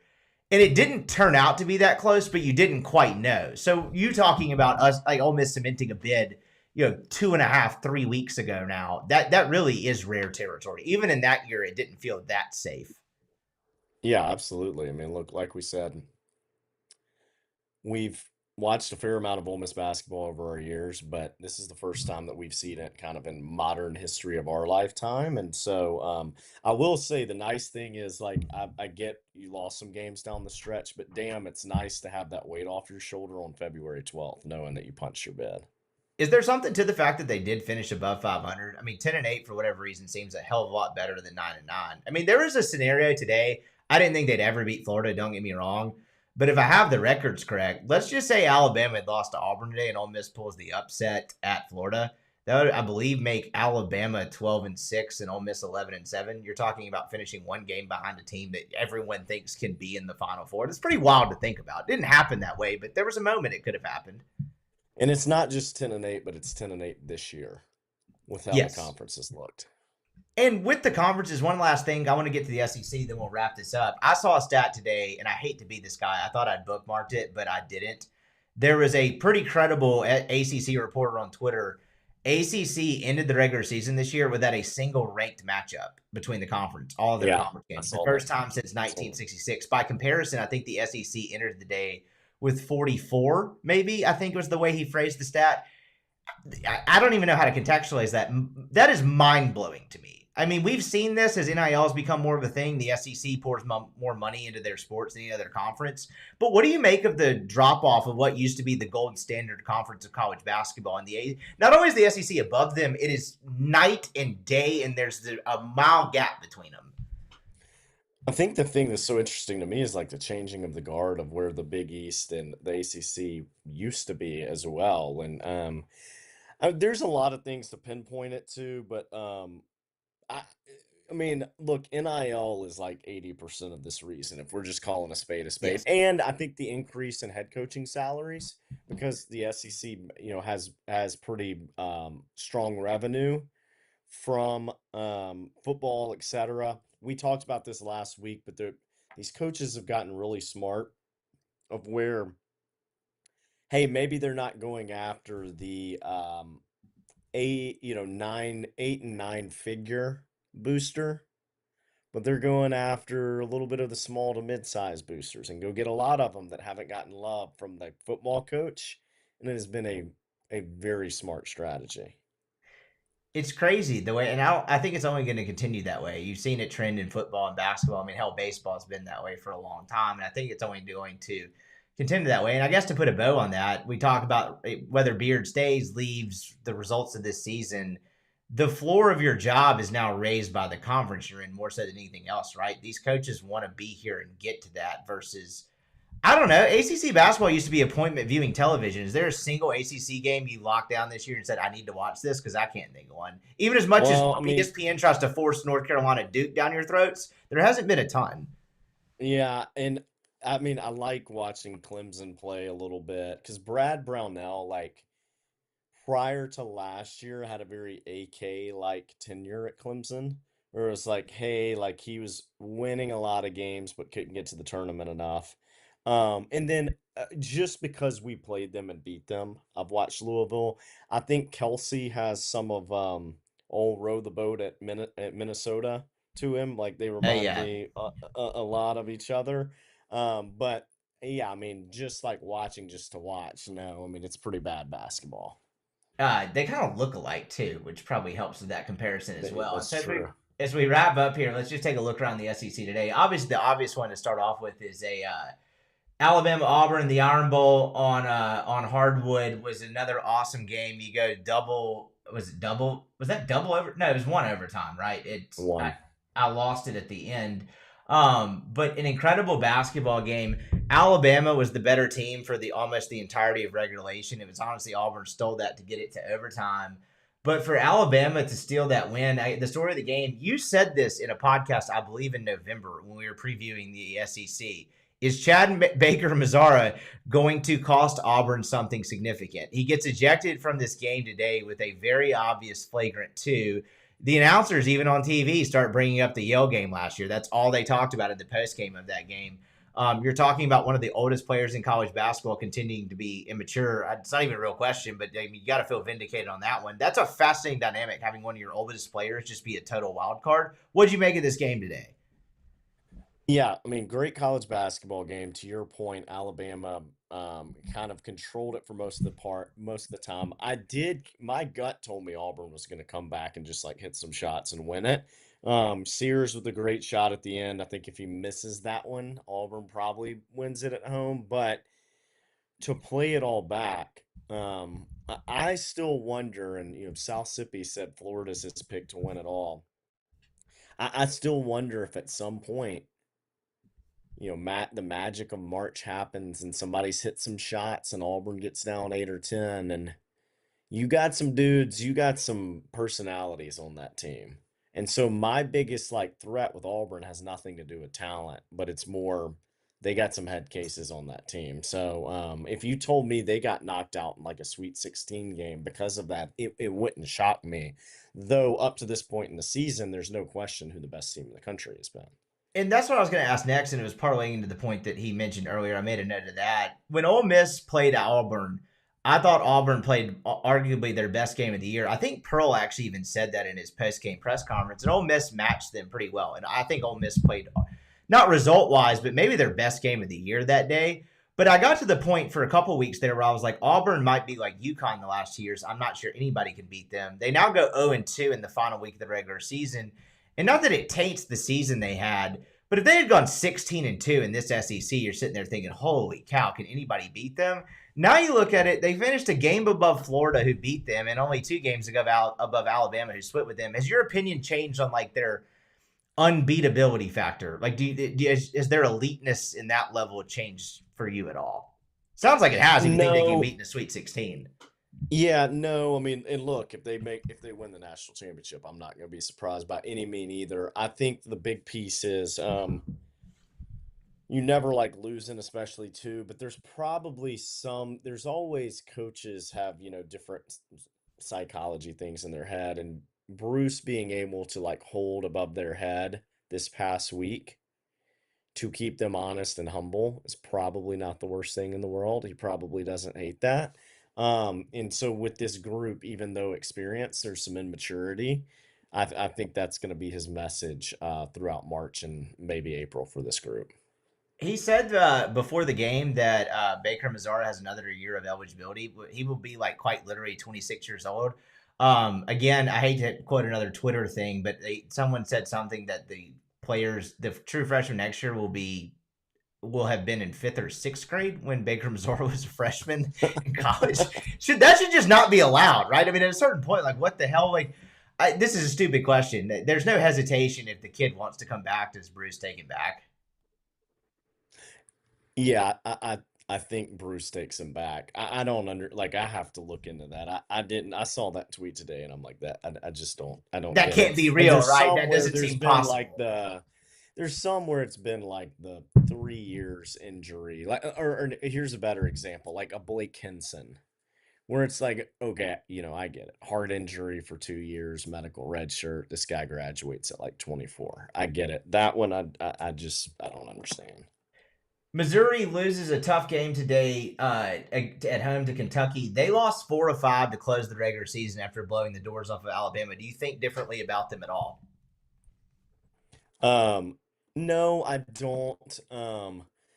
The thing is, Missouri has been so good at home that it felt like it was time for that to happen. Where I'll give on the counterpoint to Kentucky, they played so well defensively in the first half with Lamont Butler in foul trouble.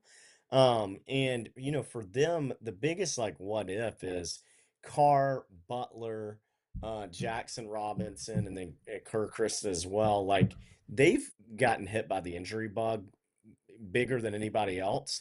So Pope's in a position where if he could get to like the Sweet 16 this year, you play that card a little bit. He's a guy where if he can get players in, X's and O's wise, there's not a ton of people that are going to beat him.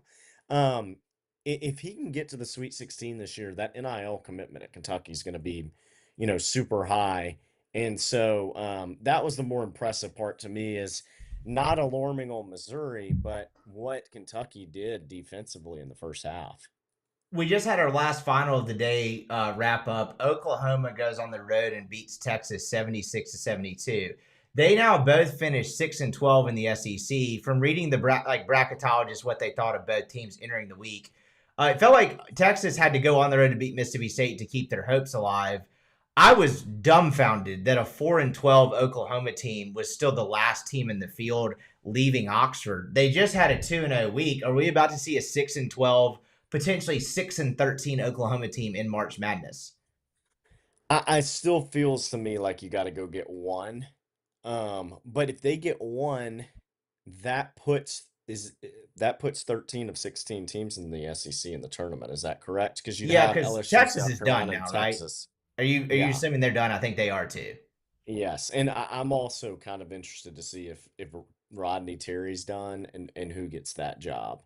I know who won't get that job. Who do you? In all seriousness, who do you think they would hire?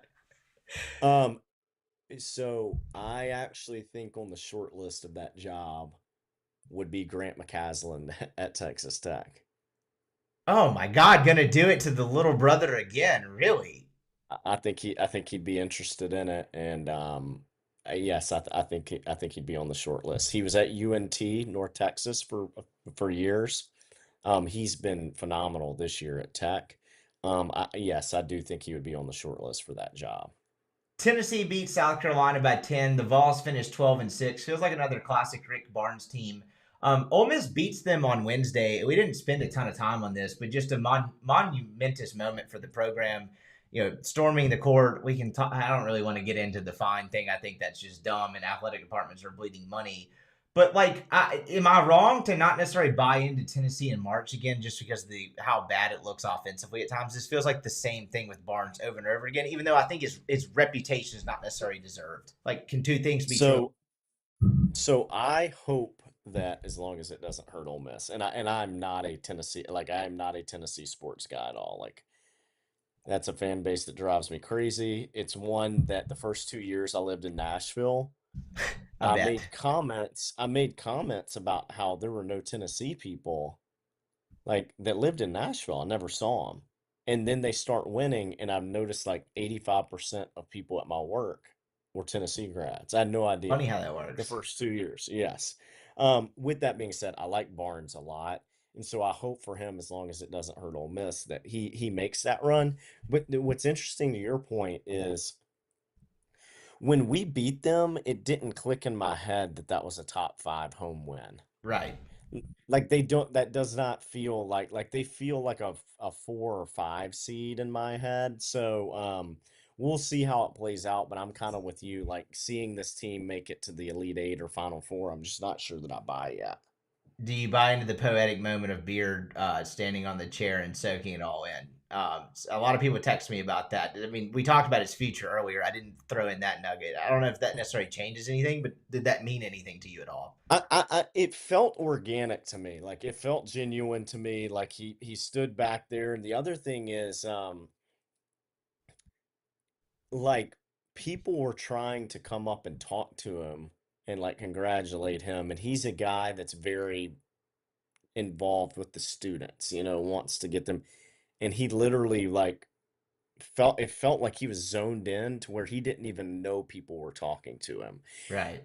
Do I think there's some hey, this is a major difference in him staying or going or not? No, but I do think it is hey, I remember where I was 2 years ago.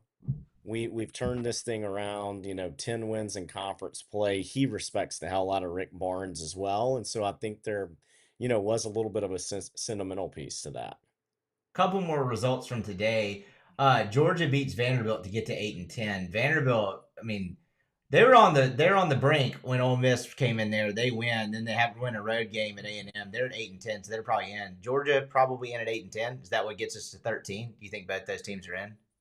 Yeah, I think Georgia is in, because if you remember it too, they entered conference play with a very high net. Yeah. So hey, enter conference play in the mid-20s and then go get 8 SEC wins, and I feel like you should be in. What does that mean for Mike White future-wise? Getting in?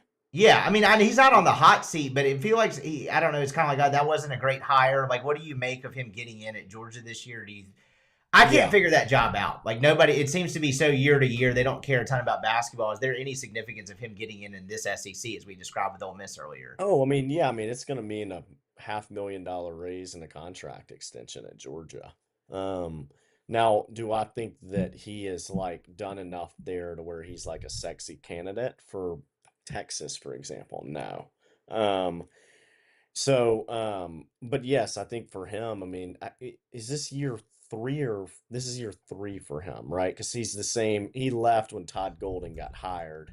So first tournament in 3 years. Is that right? Yeah, I believe that's the case. Speaking of Todd Golden having a hell of a year. I believe he's never won an NCAA tournament game. What a weird dynamic that is. Year 3. And look, he's 5 years older than we are. Yeah, he's 37, 38 years old, isn't he? It's something crazy. Yeah, well, that'd be that. Maybe that's a little older than that. Yes, but he's. Well, I turn 30 tomorrow. It's not that old, which is unfortunate. I know. I started looking at tombstones online. Last couple of ones. Mississippi State loses a 1-point game at Arkansas today. State really sliding to end the regular season. They feel like a team that's a little snake bit. So Cal screws up at South Carolina. They're not going to get an 8-10. Good for them. Dude, they were a really bad screw up at South Carolina away from finishing 9-9 after starting 0-5. Maybe the slick back hair man knows what he's doing still. You don't think that Arkansas has a shot to get in? No, I do. That's what I'm saying. They're in at 8-10. They win today. But if they had not screwed up against South Carolina, they would have gone 9-9 in this league after starting 9-5. Like, I feel like that was a fluke for them losing on the road a little bit. But they could have gone 9-9 easily in this league after starting 0-5. That's what I'm saying. Cal might still know what he's doing. They entered today's game at 39 in the net. That is which nuts. is crazy. And I don't know, talent-wise, they've got some dudes, but, like, that's not a good basketball team to me. You know, like, I'm just like, you know. But, I mean, obviously they started as poor as they did. State, their big thing is, they can't hey, defend. like, they can't defend. Hubbard, like, most of the time plays pretty good basketball, hurts them at times as well. Like, there's kind of a weird, like, he doesn't seem to fit their team, but also he's like the most talented guy on their team. So I wonder what they'll look like, you know, come March Madness. Then last one from the day, Texas A&M beats LSU on the road. Close game at halftime. LSU just didn't have the horses. Buzz is 11-7, and they've had a really good team this year. But his tenure there has been interesting. Does he? This sounds like a dumb question. Does he need to make any noise in March to feel better about for the fan base to feel better? What do you kind of make of his situation going into March? Because they had a hell of a regular season. They've had a hell of a regular season. I didn't realize they dropped as far as they did in the top 25. They were like 22 or 24 going into today. I think that going into this year, like, he still had a pretty good approval rating from the fans. Like, he's a Texas guy. He's got proof of concept as well, right? Marquette, Virginia Tech, etc. So I don't think he's one where he's got to go make a run. Obviously, it would help catapult the program. They retired Wade Taylor's jersey on his senior night. Was that bizarre to you at all? I know he's a good player, but I've never seen him impact the game a ton. They put him as like legend status, and I was like, is this a real thing? They put his number in the rafters. Did you see this? I did not know that. And I aggressively disagree with that. I think I would aggressively disagree with that one as well. So anyway, I thought that was wild as well. But those are our results from the SEC today. It's going to be a fun March. Ole Miss is going to be in the mix. This has been a fun show. I appreciate this. Bracken coaxed me to do this idea. We made it a marathon, a full 2 hours of this live show. So thanks for everybody who joined. I appreciate you, Bracken, joining us in the guest list you lined up. Did you feel like you survived? How you doing over there? Yeah, absolutely. Got, you know, the silver bullets on the left, but fun night, and look, fun March ahead for Ole Miss. I mean, it's nice being relevant and competitive. And again, the thing that I would say to our fan base is it's a really big deal from a brand standpoint just to be there. Going on a run makes it even better. We'll record our first ever podcast in March, so we're just making history along this run. Who says podcasters aren't athletes? He is Bracken Ray. Thanks for everybody in the live stream. Thanks for everybody who commented and joined us. And we'll have this podcast out soon. We'll talk to you again here real soon.